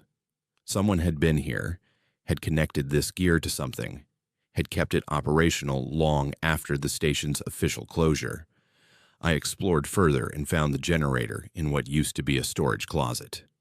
Industrial grade, probably capable of running for days on a full fuel tank, connected to the broadcast equipment through professionally installed wiring. Next to it sat several jerry cans of gasoline and a maintenance log showing weekly refueling dates extending back years. The most recent entry was dated 3 days ago. Someone was actively maintaining this setup, keeping it running. But for what purpose? The reel-to-reel machine held a tape, old oxide tape on metal reels that should have degraded to uselessness decades ago. Labels on the boxes stacked nearby showed dates from the 1970s, handwritten notations that read, "Do not play," and "Archive only," and in one case, "Destroy after 1980. The warnings should have made me cautious, should have triggered basic self-preservation instincts. Instead, they made me curious. I document forgotten things for a living, and here was something someone desperately wanted, kept forgotten. I checked the generator's fuel level and found it nearly full. The power switch engaged with a heavy click, and after a moment of mechanical rumbling, the generator settled into a steady rhythm. Lights on the broadcast equipment began glowing as vacuum tubes warmed up, indicators showing the system was receiving power and initializing. The reel-to-reel machine had a simple control panel: play, stop, rewind, forward. I positioned my camera to capture whatever was on the tape and pressed play. Static filled the room initially, then resolved into what sounded like a children's educational program. A cheerful male voice welcomed listeners to Learning Hour with Professor Friendly, using the overly enthusiastic tone common in vintage educational content. The voice described shapes and colors, asked questions with long pauses for children to respond, exactly the kind of content that would have filled afternoon programming blocks in the 1970s. But as the tape continued, subtle wrongness began manifesting. The professor's voice started incorporating words that didn't fit, technical terms that wouldn't appear in children's programming, coordinates, and mathematical formulas inserted between discussions of triangles and the color blue. The pauses for children to respond grew longer, uncomfortable silences that stretched beyond any reasonable wait time. And in those silences, if I listened carefully, I could hear something else: whispers, multiple voices speaking in rhythm, saying things I couldn't quite make out. 10 minutes into the tape, the content shifted dramatically. Professor Friendly's voice dropped the cheerful inflection, becoming flat and mechanical. He began giving instructions, detailed step-by-step directions for activities that had nothing to do with education. How to find specific locations using the coordinates provided earlier. What to bring to those locations. What to do when you arrived. The instructions were precise but contextless, commands without explanation of their purpose. The whispers in the background grew louder, resolving into distinct voices that seemed to be responding to Professor Friendly's directions. They acknowledged each instruction, confirmed understanding, asked for clarification on specific points. But these weren't children's voices. They varied in age and gender, adults speaking with an odd uniformity of cadence and tone, as if they were all reading from the same script with the same inflection. Then Professor Friendly addressed me directly. Not listeners in general, but specifically me, using my name. He asked if I was enjoying the broadcast, if I understood the importance of what I was hearing, if I was ready to receive my instructions. The hairs on my neck stood up as I realized the tape knew I was there, was responding to my presence in real time despite being recorded decades ago. That wasn't possible, couldn't be possible, yet it was happening. I stopped the tape and stepped back from the equipment. My hands were shaking, breath coming fast and shallow. Every rational part of my brain insisted I was experiencing some kind of psychological effect, suggestion and expectation, creating the illusion of personalized content. But I'd heard my name, heard it clearly, spoken by a voice from a tape recorded before I was born. The broadcast equipment's transmitter showed active status, lights indicating it was sending signal. I checked the frequency display and found it operating on an AM band, 14 to 20 kilohertz, a frequency that should have been assigned to a different station or left unused. The transmission power was substantial, enough to cover most of northern Arizona under the right atmospheric conditions. Whatever was on that tape wasn't just playing in this abandoned building. It was being broadcast, going out over the airwaves for anyone with a receiver tuned to the right frequency. I pulled out my phone and searched for information about KFLG and the frequency it operated on. The station had broadcast on 1340 kilohertz during its active years, different from what the equipment was currently transmitting. 1420 had no assigned station in this area, existed in a gap in the AM spectrum that should be empty. Yet something was using it, had apparently been using it for years, sending out these bizarre broadcasts to whoever might be listening. The tape began playing again despite me having pressed stop. The reels turned slowly, feeding oxide tape past magnetic heads that converted stored information into electrical signals that the transmitter converted to radio waves. Professor Friendly resumed speaking, his voice now urgent, insistent. He needed me to understand something important, needed me to help continue the broadcast, needed me to become part of the network of receivers who kept the signal alive. I tried to shut down the generator, but the controls wouldn't respond. The system had taken on a life of its own, or perhaps someone else was controlling it remotely, overriding my attempts to stop the transmission. The tape continued its surreal content, alternating between educational programming and those disturbing instructions. Whispered voices in the background, growing into a chorus that filled the room with sound that seemed to come from everywhere and nowhere. That's when I noticed my camera had stopped recording. The battery showed full charge, but the device simply wouldn't capture any of this. My phone behaved similarly, camera app freezing whenever I tried to document the equipment or the tape. Something about this broadcast interfered with recording technology, prevented documentation, ensured that no proof could exist beyond personal experience. I gathered my equipment and left the building as quickly as I could, climbing back through the window and practically running to my car. As I drove away, I checked my phone's radio app, tuning to 1420 kilohertz.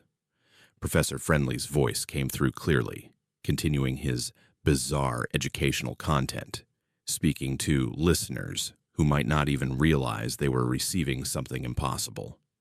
The broadcast followed me as I drove, signal strong despite increasing distance from the source. I've tried researching the broadcast since then, searching for any information about Professor Friendly, or Learning Hour, or the mysterious tapes. Nothing exists in official records. No FCC documentation, no station logs, no complaints from listeners who might have accidentally tuned in. The broadcast exists in a regulatory blind spot, transmitting on a frequency nobody monitors, content that nobody acknowledges. But I know it's real because I still hear it. Sometimes late at night, my car radio will find that frequency, even when I'm certain it's tuned elsewhere. Professor Friendly's voice emerges from static, asking if I'm ready to receive my instructions, telling me there are others like me who've heard the broadcast, who understand what it means, who are waiting for the right signal to act. I've tried contacting the FCC, reporting the illegal broadcast, but they find nothing when they search. The frequency shows empty on their equipment, no signal present, suggesting I'm experiencing some kind of auditory hallucination. But I have the recordings I made before entering that building, time-stamped evidence of where I was and what I intended to investigate. I just don't have any proof of what I found inside. The worst part is wondering about those instructions, about what people did after receiving them, about how many listeners over the years tuned in accidentally and found themselves compelled to follow commands embedded in seemingly innocent educational content.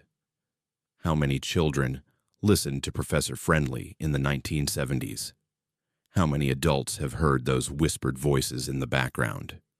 What network has been built through decades of this impossible broadcast? I don't go near Flagstaff anymore. Don't take assignments that might bring me within range of that transmitter. But distance doesn't seem to matter. The broadcast finds me, breaks through on frequencies it shouldn't occupy, speaks my name in that cheerful, then sinister voice. And sometimes, in the quiet hours before dawn, I wonder what would happen if I stopped resisting, if I let myself listen completely, if I accepted the instructions Professor Friendly keeps offering. The abandoned radio station still stands on the edge of town. The generator still runs, refueled regularly by someone.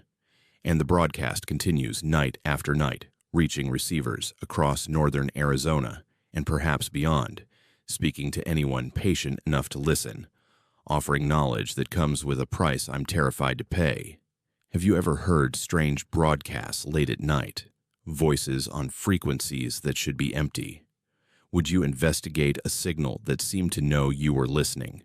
Share your experiences below, and if you're ever scanning AM radio in Arizona, maybe skip past 1420 kilohertz. Some things are better left unheard. My name is Mariah, and I've owned a small antique shop in Jerome, Arizona for the past 7 years. The town itself clings to the side of Mingus Mountain, a former copper mining community that transformed into a tourist destination after the mines closed in the 1950s. At 29, I'd built a respectable business selling estate items, vintage furniture, and curiosities to visitors who appreciated the town's eccentric character. April 2016 changed everything about my life and my understanding of what objects can carry with them from previous owners. Jerome's history is violent and tragic. Thousands of miners worked in tunnels carved deep into the mountain, extracting copper ore under conditions that killed hundreds. Accidents, cave-ins, fires. The mountain claimed lives regularly during the boom years. The town itself was built on unstable ground, buildings slowly sliding downhill as mining operations hollowed out the rock beneath. Even today, you can see structures tilted at odd angles, foundations cracked and shifting, physical evidence of the instability that defines this place. The estate sale I attended was in an old Victorian house on Hull Avenue, one of the few remaining residences from Jerome's wealthiest period. The family selling the items had inherited the property from a distant relative, someone who'd lived alone for decades before dying without close family. Standard estate sale fare filled most rooms, dishes, linens, furniture in various states of disrepair. But in the master bedroom, covered with a sheet and tucked in a corner, I found an ornate mirror that immediately captured my attention. The frame was carved wood, probably walnut, decorated with intricate designs that showed exceptional craftsmanship. Mining imagery dominated the carvings, pickaxes and ore carts, tunnel entrances, and support beams. A visual history of Jerome's primary industry rendered in three-dimensional detail. The mirror glass itself was old, showing the slight imperfections and subtle distortions characteristic of 19th century manufacturing. The piece was exactly the kind of unique item my customers loved, decorative and historical, a conversation piece with authentic local connection. I purchased the mirror along with several smaller items, loading everything into my van for the short drive back to my shop. The price was reasonable, almost suspiciously so, but estate sales often undervalue items when sellers want quick liquidation. I didn't question my good fortune, just felt satisfied at finding such a perfect addition to my inventory. Installing the mirror in my shop's main display area took some effort due to its size and weight. I positioned it against the back wall where natural light from the front windows would catch the glass throughout the day, creating the kind of atmospheric lighting that made everything in the shop look more appealing. Customers noticed it immediately, several asking about price and history, but something made me hesitate to sell. I told interested buyers it wasn't yet for sale, that I was still researching its provenance, excuses that bought me time without explaining the growing reluctance I felt about letting it go. The dreams started that first night. Vivid, intense experiences that felt less like dreams and more like memories, except they weren't mine. I was underground, working in dim tunnels lit by carbide lamps, breathing air thick with dust and chemical fumes. The work was brutal, swinging a pickaxe for hours, loading ore into carts, always aware of the mountain's weight pressing down from above. Fear permeated everything. Fear of cave-ins, fear of accidents, fear of the darkness that waited just beyond the lamplight. I woke gasping, sheets soaked with sweat despite the cool April night. The dreams felt wrong, invasive, like someone else's experiences had been downloaded directly into my subconscious. I attributed it to stress, maybe something I'd eaten, but the next night brought more of the same, and the night after that. Always the same setting, the mines beneath Jerome, always the same crushing sense of dread and desperation. By the end of the first week, I was exhausted, barely able to function during business hours. The lack of quality sleep was taking its toll, but worse was what started happening while I was awake. I'd find myself standing in front of the mirror without remembering walking over to it, staring at my reflection as if seeing it for the first time. My lips would move, forming words in a language I didn't speak, sounds that felt wrong coming from my throat. A customer noticed and asked if I was feeling all right. The question snapped me out of whatever state I'd been in, and I realized I'd been standing motionless for several minutes, having a conversation in Latin with my own reflection. I don't speak Latin, never studied it, never had any reason to learn, yet I'd been speaking it fluently, discussing mining techniques and spiritual matters, negotiating some kind of agreement with something that used my face but wasn't me. I started researching the mirror's history, tracking its provenance through estate records and mining company documents. The piece had belonged to a man named Bartholomew Crane, one of the mining operation supervisors in the 1920s. He'd been a ruthless manager, pushing workers beyond safe limits, ignoring safety concerns in pursuit of production quotas. An explosion in 1927 trapped 16 miners in a collapsed tunnel, and Crane had ordered the entrance sealed, rather than attempt a rescue that might have saved some of them. The men died slowly in darkness, and according to contemporary accounts, Crane showed no remorse. But something changed in him after that decision. Co-workers reported erratic behavior, conversations with people who weren't there, violent outbursts over minor issues. He claimed the trapped miners visited him at night, showed him what they'd experienced in their final hours, demanded he join them in the darkness. 6 months after the collapse, Crane was found dead in his home, hanging from a beam in the room where the mirror was later discovered. The death was ruled suicide, but witnesses reported seeing movement in the mirror's reflection even after his body was removed. The mirror had passed through several owners over the decades, each experiencing deteriorating mental health, claiming the mirror showed them things that shouldn't be possible, hearing voices that came from their own reflections but spoke with different personalities.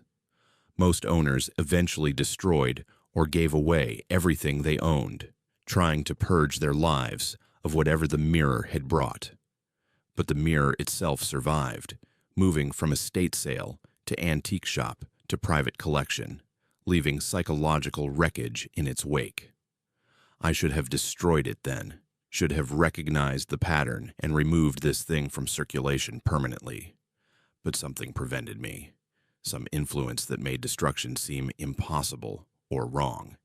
Instead, I brought the mirror home, hung it in my bedroom, unable to explain why I needed it closer, why separating from it even during business hours created anxiety that bordered on panic. The entity made itself known gradually.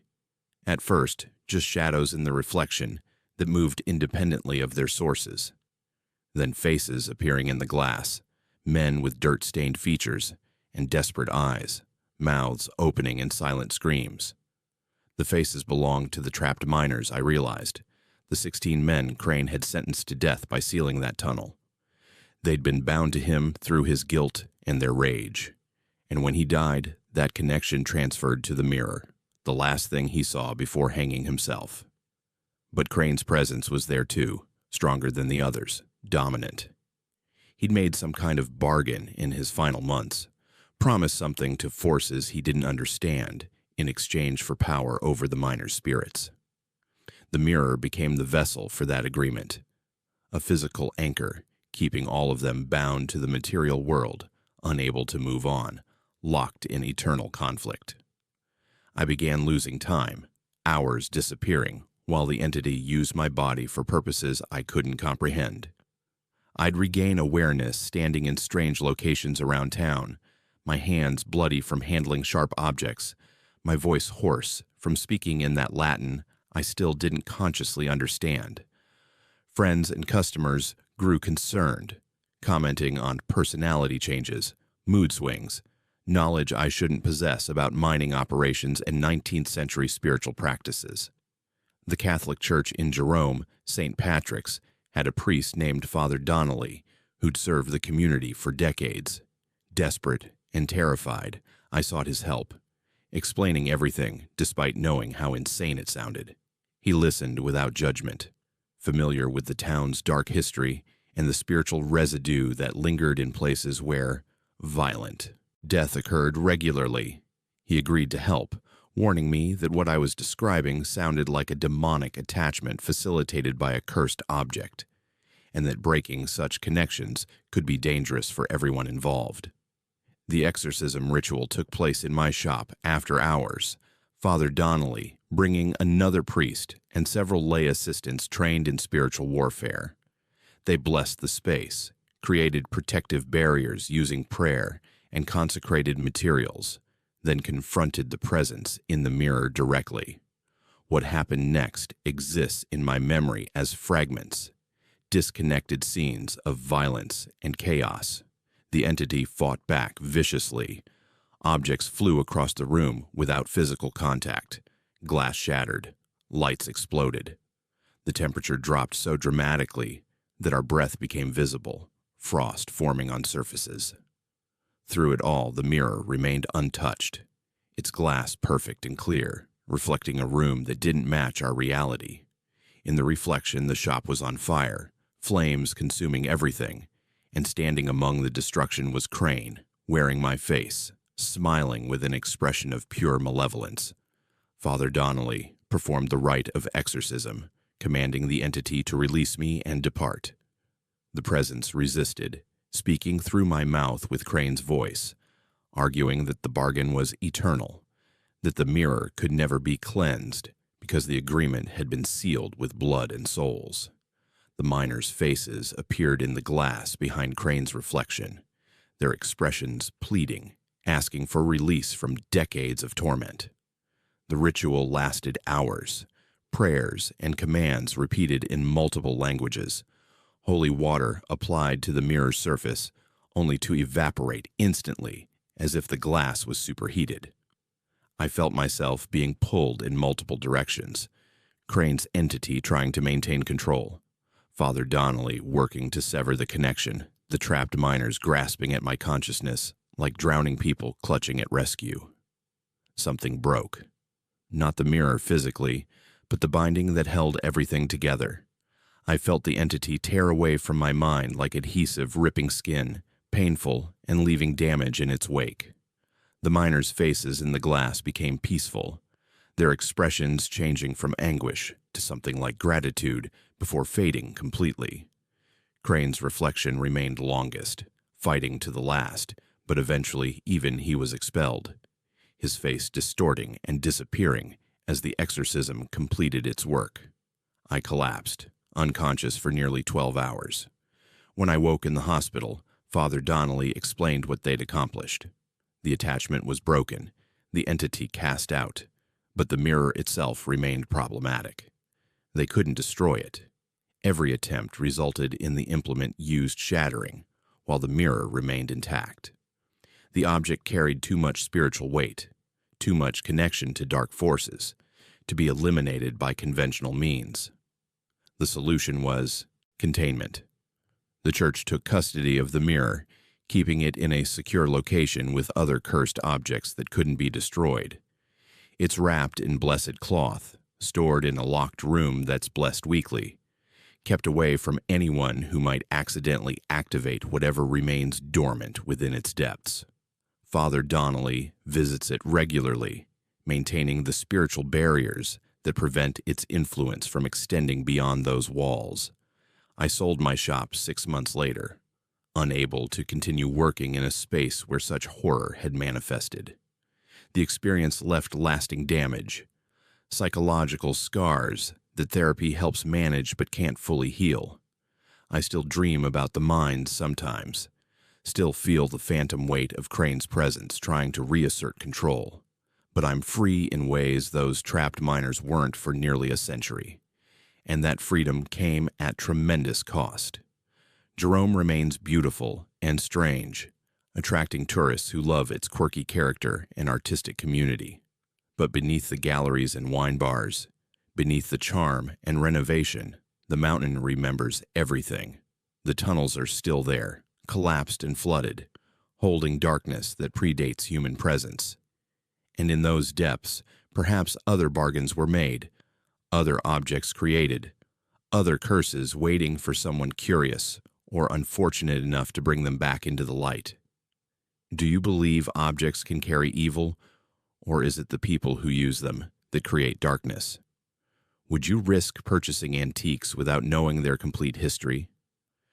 Tell me in the comments if you've ever owned something that felt wrong, and whether you got rid of it or tried to understand what made it that way. My name is Helena, and I spent 15 years building a successful career in real estate across the Phoenix metropolitan area. At 45, I'd closed hundreds of transactions, guided countless families to their dream homes, developed a reputation for honesty and expertise that kept my business thriving through market fluctuations.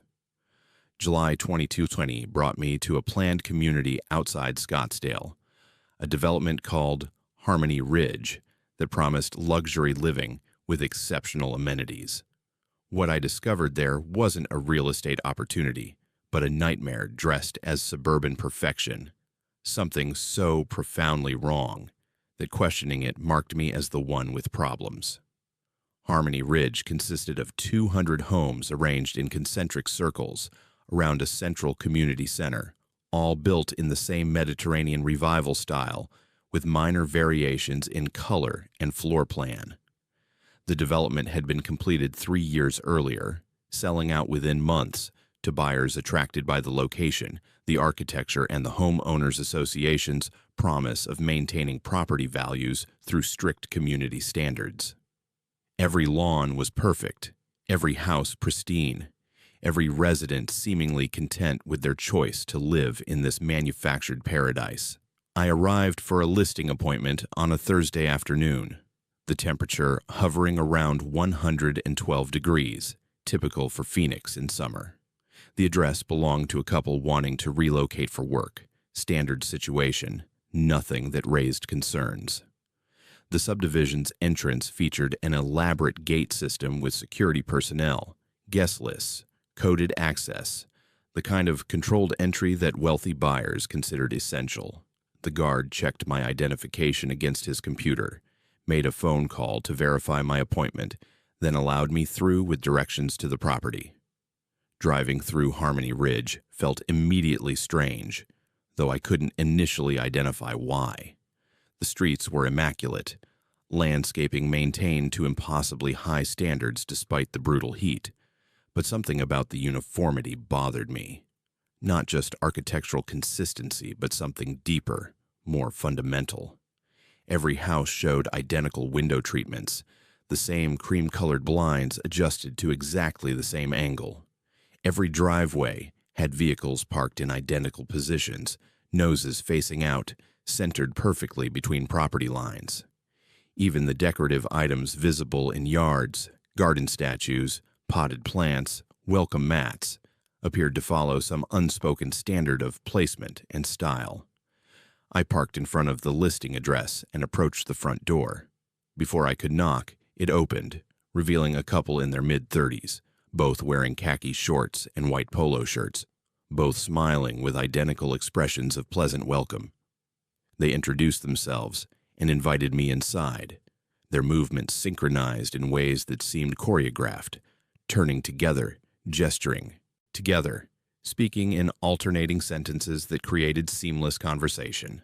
The home's interior was spotless, decorated in neutral tones that matched every other interior I'd seen in photos of Harmony Ridge properties. We discussed listing price, market conditions, timeline for sale, standard topics for any real estate consultation. But throughout the conversation, I noticed peculiarities. They answered my questions with responses that felt scripted, using identical phrasing I'd heard from other Harmony Ridge residents when researching the community. Their reasoning for selling seemed hollow. Work relocation mentioned, without details about where or when or what kind of work.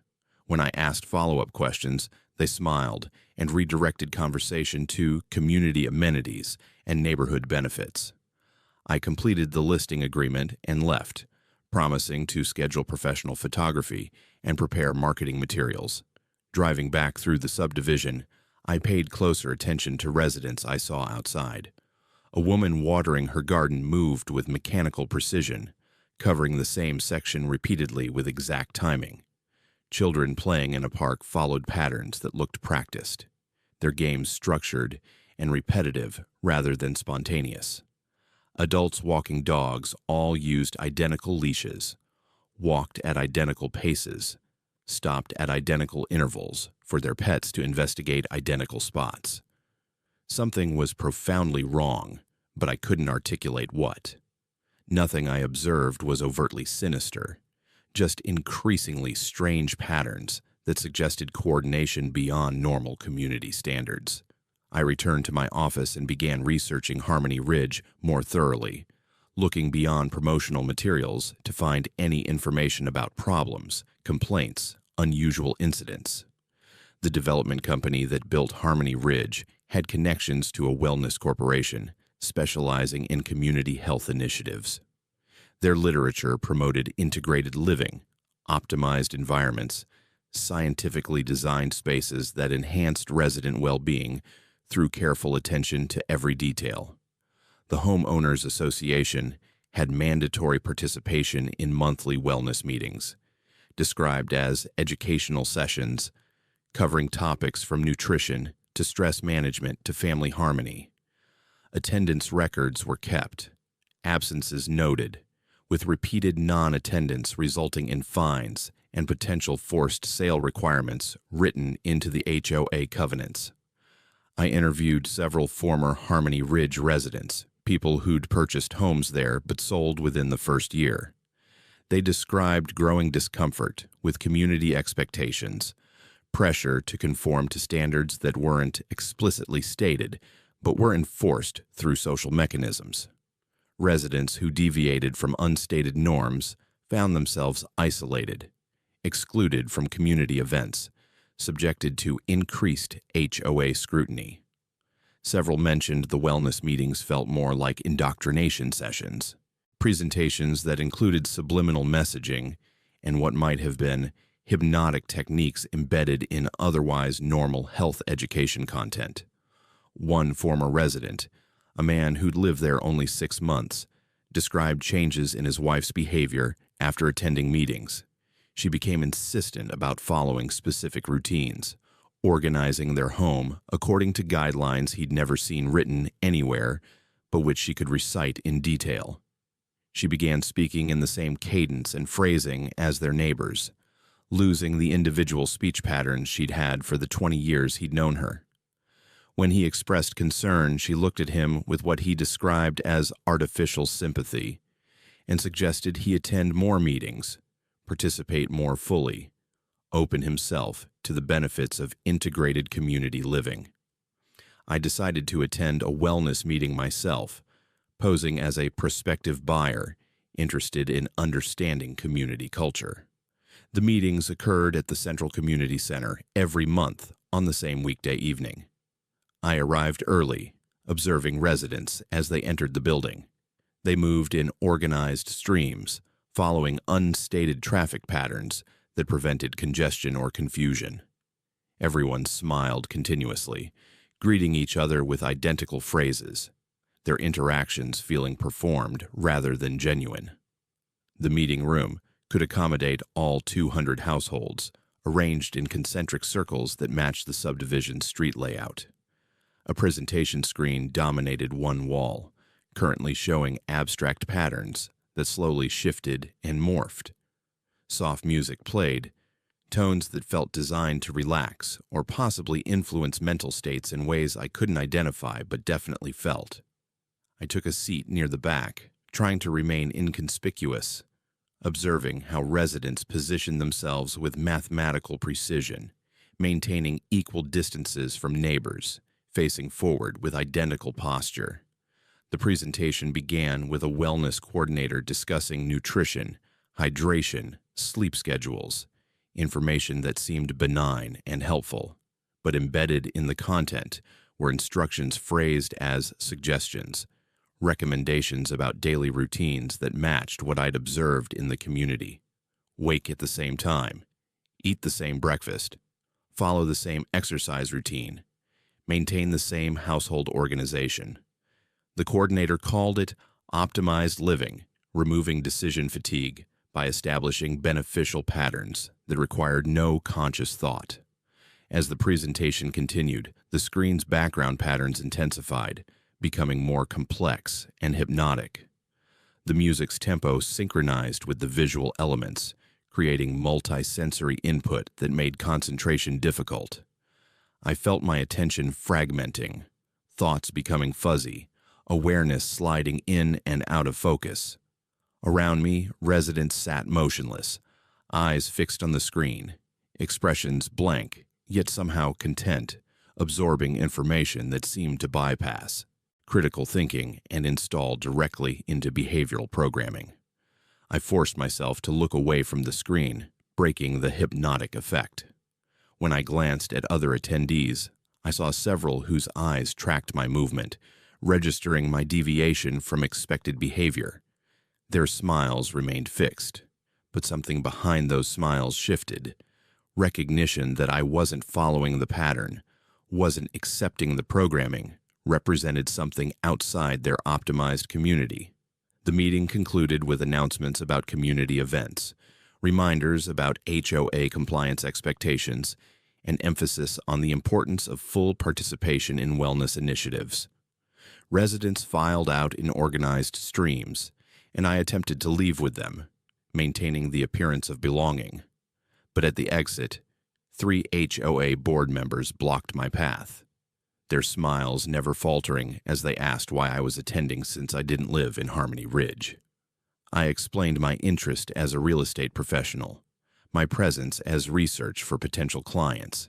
They accepted this explanation with unsettling ease, inviting me to tour model homes and meet with their approved lending partners. Their words were reasonable, their tone friendly, but their eyes held something else: calculation or assessment, or recognition that I'd seen things not meant for outside observation. I left Harmony Ridge that night convinced something illegal or deeply unethical was happening.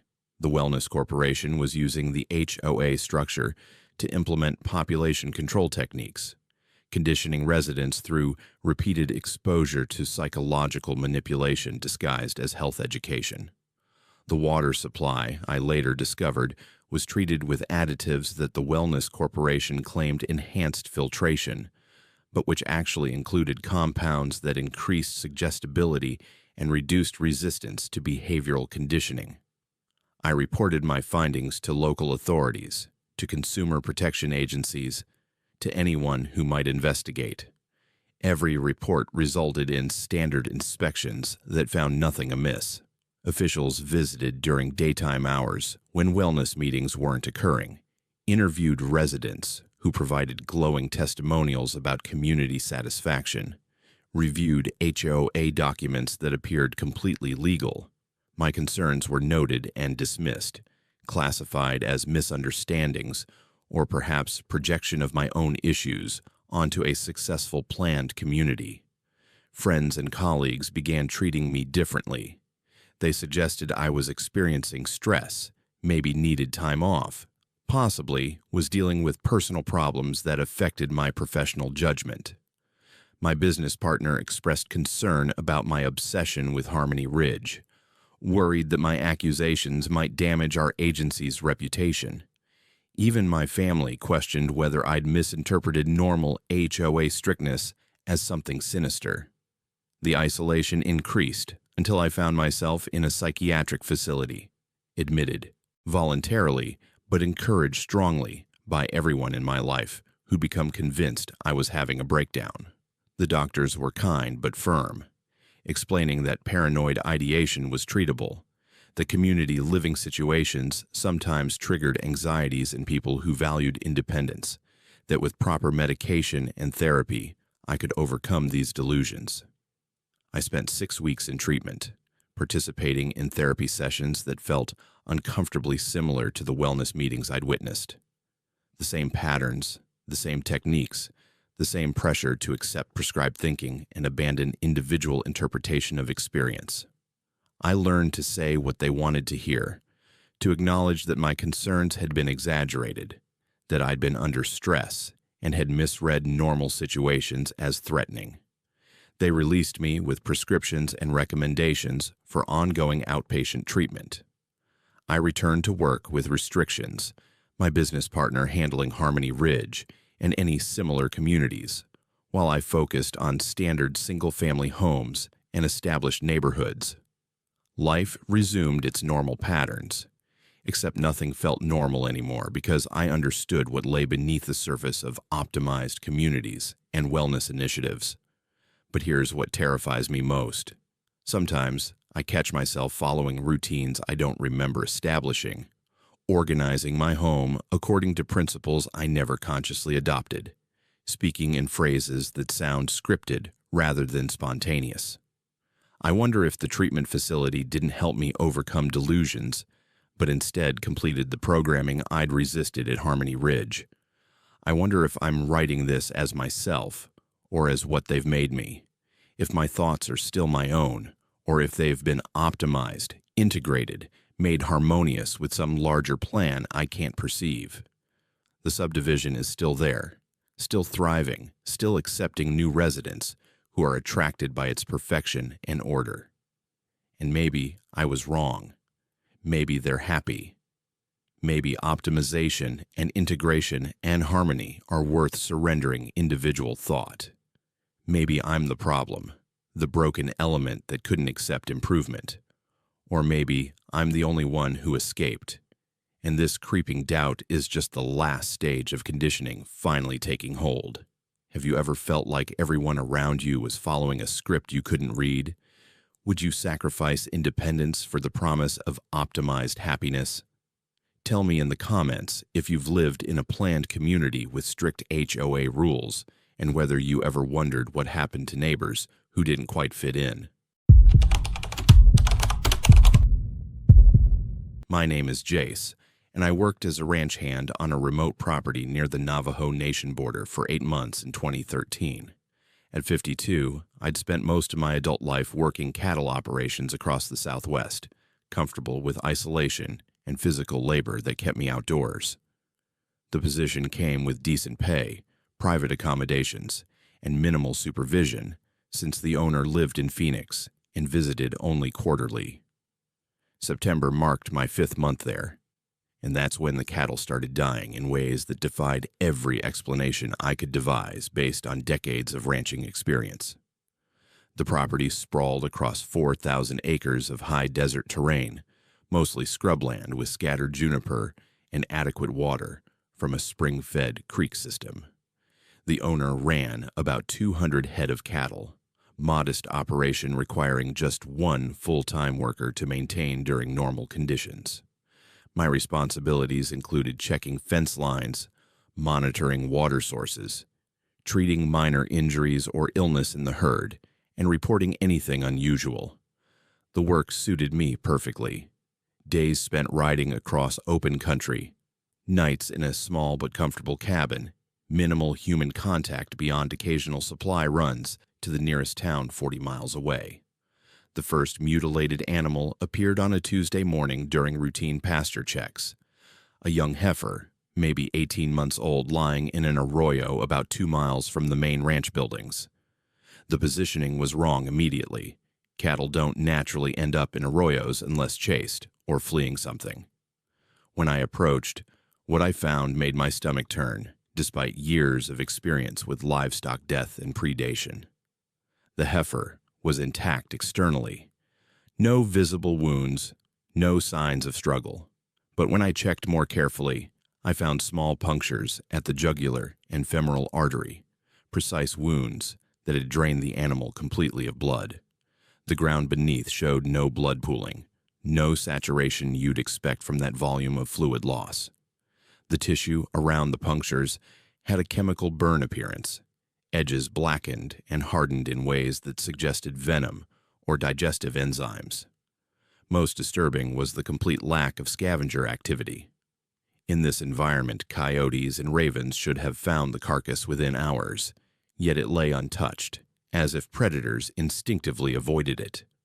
I reported the loss to the owner, who instructed me to dispose of the carcass and keep monitoring for signs of predator activity. Standard procedure, though nothing about this seemed standard. Over the next 2 weeks, I found 4 more cattle dead under identical circumstances. Always in isolated locations, always completely drained of blood through those precise punctures, always positioned as if they'd been dropped from height rather than dying where they grazed. The pattern bothered me enough that I started keeping detailed notes, documenting locations, times, conditions. I noticed the deaths clustered around the full moon, occurring in areas that offered clear sightlines to the sky. During one evening patrol, I discovered drag marks leading from where I'd found a dead steer to a cliff edge 200 yards away. Something had moved a 1,000-pound animal that distance, and the marks suggested it had been carried rather than dragged. The hoofprints showing the animal's weight had been supported from below at intervals too far apart for any predator I knew. The figure appeared first at distance, spotted during late afternoon patrol as I was checking the northern fence line. Human-shaped, moving across open ground about half a mile away, visible against the sage and red dirt. I watched through binoculars, initially thinking someone had strayed onto the property, but the movement was wrong.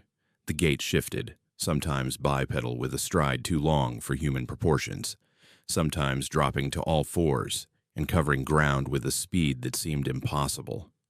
The figure maintained that half-mile distance, pacing me as I rode, never approaching but never leaving, its attention clearly focused on my movements. I completed my patrol quickly and returned to the cabin before sunset, something I'd never done previously. The isolation that had been comfortable now felt vulnerable, exposed.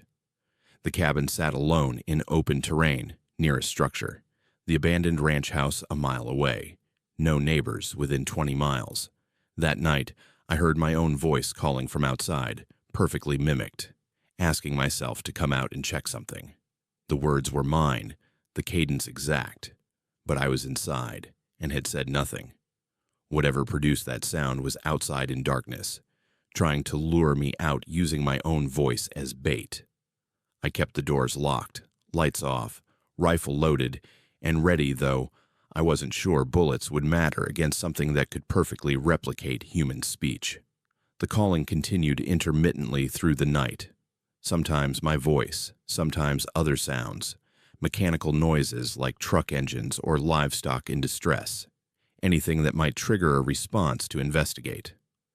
I stayed inside, watching through windows as shadows moved in patterns that didn't match natural animal behavior.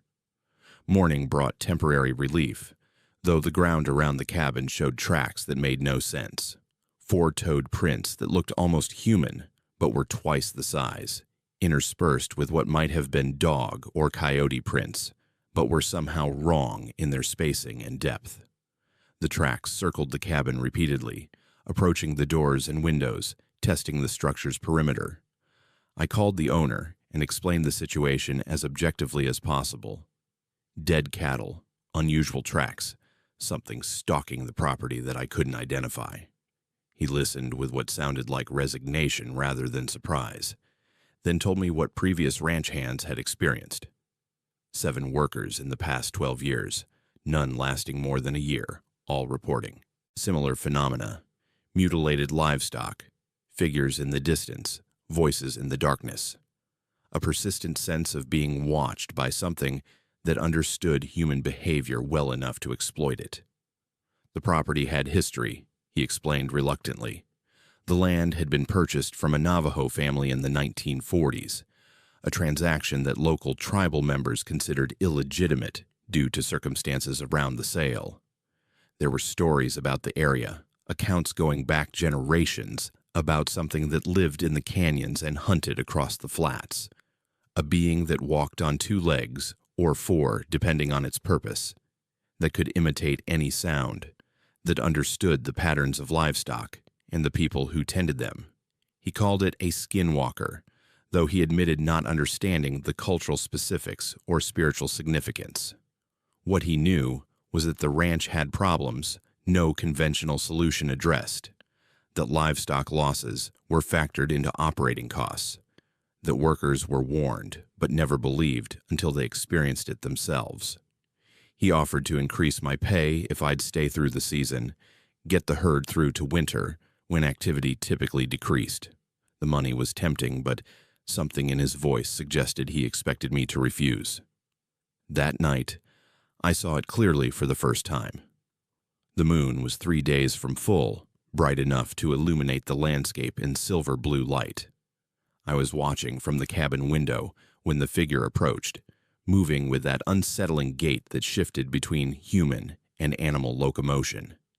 It came within 100 yards of the cabin, close enough that I could see details through my binoculars that I immediately wished I hadn't observed.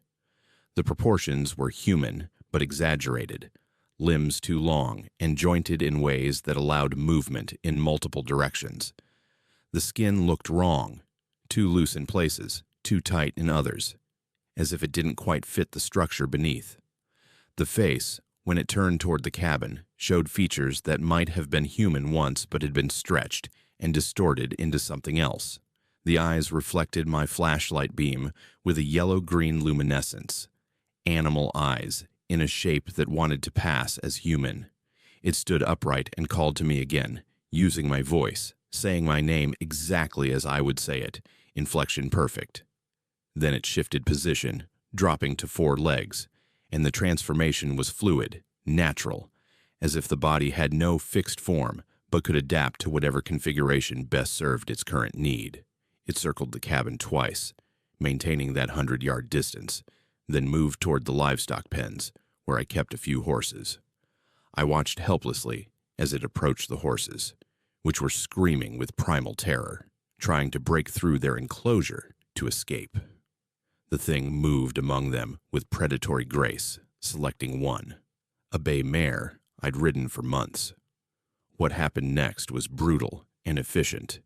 The creature brought down the horse, bit at the throat with precision that suggested intelligence rather than instinct, and began the same draining process I'd seen on the cattle.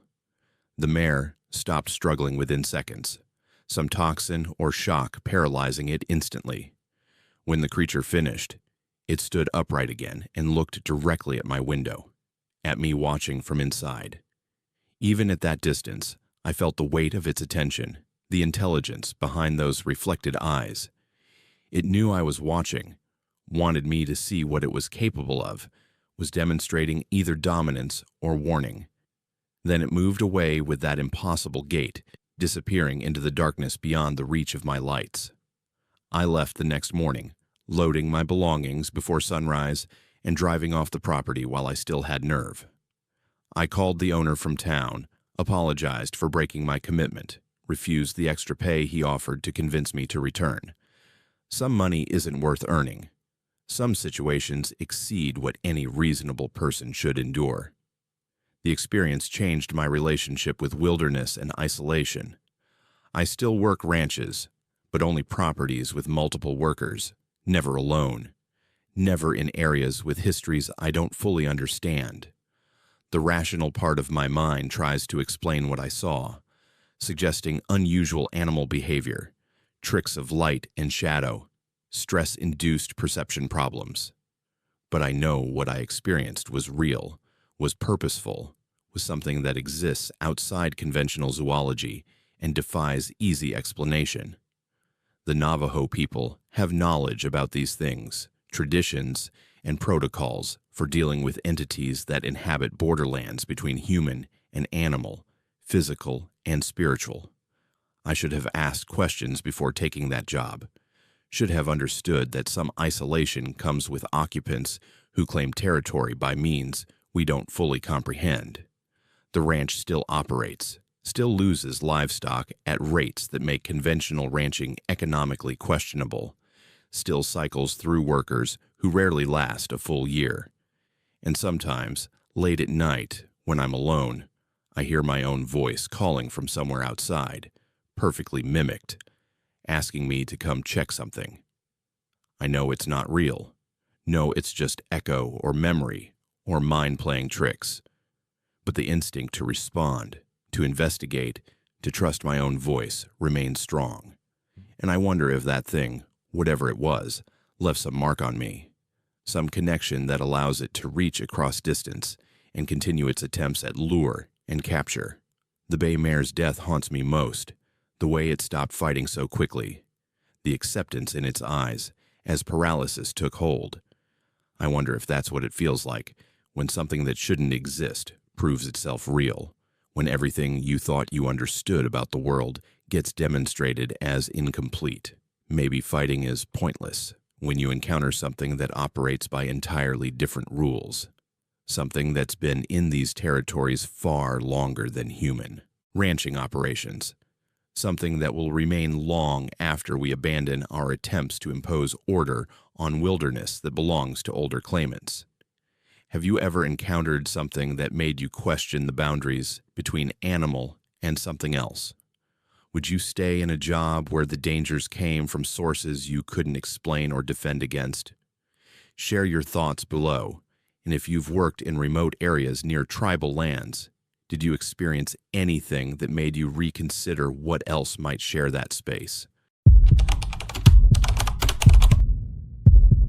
My name is Winter, and I work as a nurse at Banner University Medical Center in Phoenix, rotating through 12-hour night shifts that leave me exhausted and grateful for public transportation. At 26, I've spent 3 years in the emergency department, dealing with trauma cases and critical care situations that require complete focus during work hours. The Phoenix Light Rail provides my commute, a reliable system that runs late enough to accommodate healthcare workers finishing overnight shifts. January 2023 changed my relationship with that train in ways I still struggle to articulate, ways that make me question whether I ever actually left the hospital that night, or if I'm still riding, trapped in some loop I can't escape. The shift that night was brutal even by emergency department standards.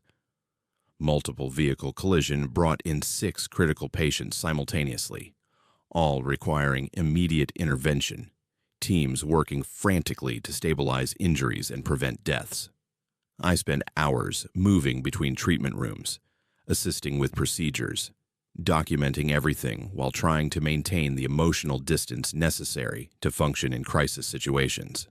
By the time my shift ended at 7 in the morning, I was running on adrenaline and caffeine, my scrubs stained with fluids I preferred not to think about, my mind foggy with exhaustion. The light rail station sat 2 blocks from the hospital, an easy walk even in my depleted state.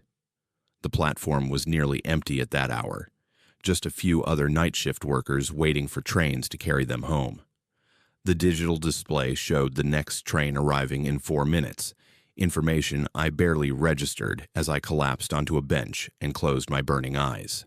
The morning air was cool, one of those rare Phoenix winter days where temperature feels comfortable rather than extreme in either direction. The train arrived exactly on schedule, doors opening with their familiar pneumatic hiss. I boarded automatically, muscle memory from hundreds of previous commutes guiding me to a seat in the middle car. A handful of other passengers were scattered throughout, all showing the same exhaustion that comes from working while the rest of the world sleeps. I leaned my head against the window, watching the city pass in a blur of buildings and streets I knew by heart but barely noticed anymore. The first indication that something was wrong came gradually, so subtly I almost missed it. We passed the McDowell Road station, which should have been the second stop on my route home. But when I glanced at the station sign, it read McDowell Road again, identical to what I'd just seen. I assumed I'd dozed off and missed my actual stop, though I felt certain I'd been awake, watching the scenery pass continuously. At the next station, the platform showed the same configuration as the previous 2. Same advertising posters, same vending machines, same positioning of benches and trash receptacles. The announcement over the intercom said McDowell Road again, 3 identical stops in succession, which made no logical sense. I checked my phone for the time and found it reading 7:23 a.m., the exact time displayed when I'd boarded the train. The clock wasn't advancing, frozen at that specific moment despite minutes clearly passing. The other passengers showed no reaction to the repeated station, no confusion or concern about the train's route.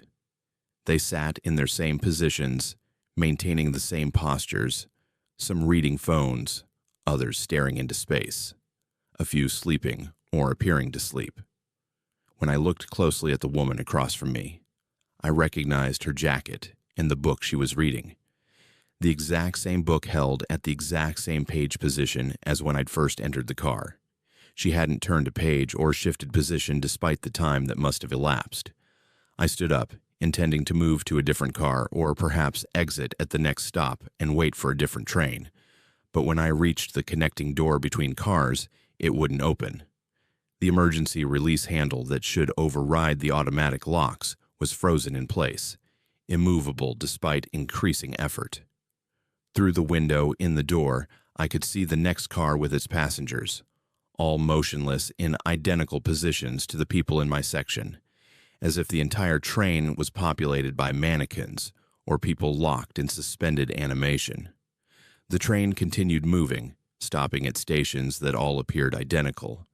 McDowell Road repeated endlessly, the same platforms, the same empty benches, the same morning light that never advanced toward true sunrise.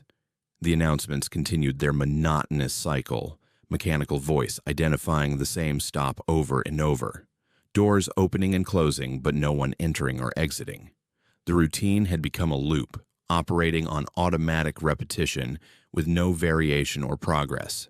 I tried every exit, every door, finding them all locked or unresponsive. The emergency call buttons produced no response when pressed. My phone showed no signal, unable to place calls or send messages. The clock still frozen at 7:23 a.m. The battery indicator remained at 78%, neither charging nor depleting, as if time itself had stopped applying to electronic systems. Outside the windows, the cityscape repeated in patterns I began to recognize, the same buildings passing in the same sequence, creating a visual loop that matched the temporal one. The other passengers remained immobile, and when I tried to get their attention, physically touching shoulders or speaking directly to them, they showed no response. They weren't frozen exactly. Breathing continued. Occasional blinks occurred, but they seemed unaware of my presence or their circumstances. Touching them produced a strange sensation, as if the physical contact occurred across some barrier, their substance feeling distant or filtered through layers of separation. I couldn't remember boarding the train anymore.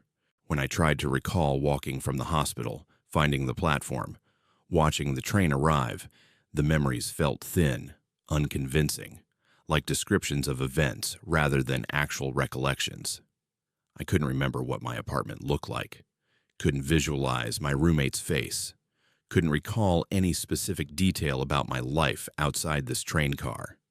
My memories consisted entirely of the hospital shift, the trauma cases and emergency procedures, but even those were becoming vague, losing specificity until they were just impressions of having worked rather than concrete experiences. The scratches on the window near my seat caught my attention, marks I hadn't noticed before. They formed letters, crude writing etched into the safety glass, messages from other riders maybe, or from previous versions of myself if this loop had continued through multiple iterations. The words were fragmentary, incomplete, but I could make out phrases like, "can't remember getting on," and "same stop always," and "am I still alive?" That question resonated with growing horror. I tried to remember the collision victims from my shift, tried to recall specific details about their injuries and treatment. The memories dissolved when I focused on them, leaving only general impressions of trauma and emergency response. I remembered working frantically, remembered blood and procedures, but I couldn't visualize any specific patient or recall any definitive outcome. Had I actually saved anyone, or had everyone died despite our efforts? The hospital itself became questionable in my memory.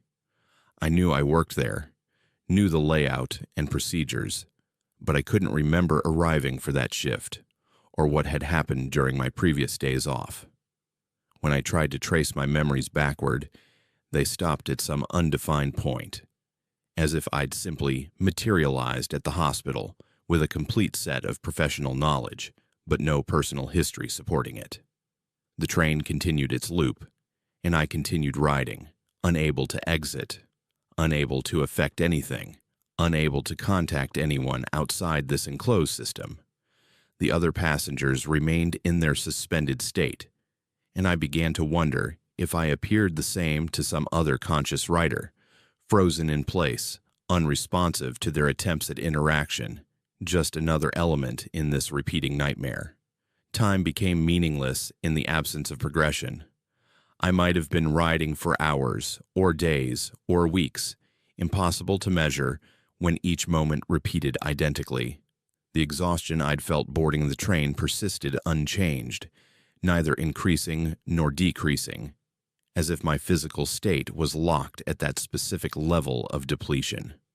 Hunger and thirst didn't develop. Bodily functions seemed suspended, as if I'd become something that existed between states, neither fully alive nor definitively dead. The worst part wasn't the physical confinement, but the psychological erosion, the slow dissolution of certainty about who I was and why I existed. Without forward progression, without new experiences to create memory, Identity became questionable. Was I Winter, nurse, 26 years old, or was I something else that believed itself to be those things? The label on my hospital badge confirmed my name, but labels could be wrong or meaningless in contexts like this. I tried to find explanations that made sense. Perhaps I'd been in the collision myself, was now in a coma dreaming this endless commute. Perhaps something at the hospital had gone wrong. Exposure to some substance or pathogen that affected consciousness. Perhaps I died during the shift, and this was some transitional state, purgatory dressed as public transportation. But none of these explanations felt more valid than the others, and eventually I stopped trying to solve what might be unsolvable. The graffiti on the window accumulated new messages, appearing spontaneously as if previous writers were communicating across iterations of the loop. "You're not alone," appeared near my reflection. "We're all still riding," showed up scratched below the emergency exit instructions. "Does anyone remember getting off?" appeared letter by letter while I watched, as if being written by invisible hands or manifesting from some collective consciousness of trapped passengers. I still ride the train. Present tense because I'm not certain this narrative isn't happening in real time, that I'm not simultaneously experiencing and recounting these events in some eternal now. The shift at the hospital might still be ongoing, might always be ongoing.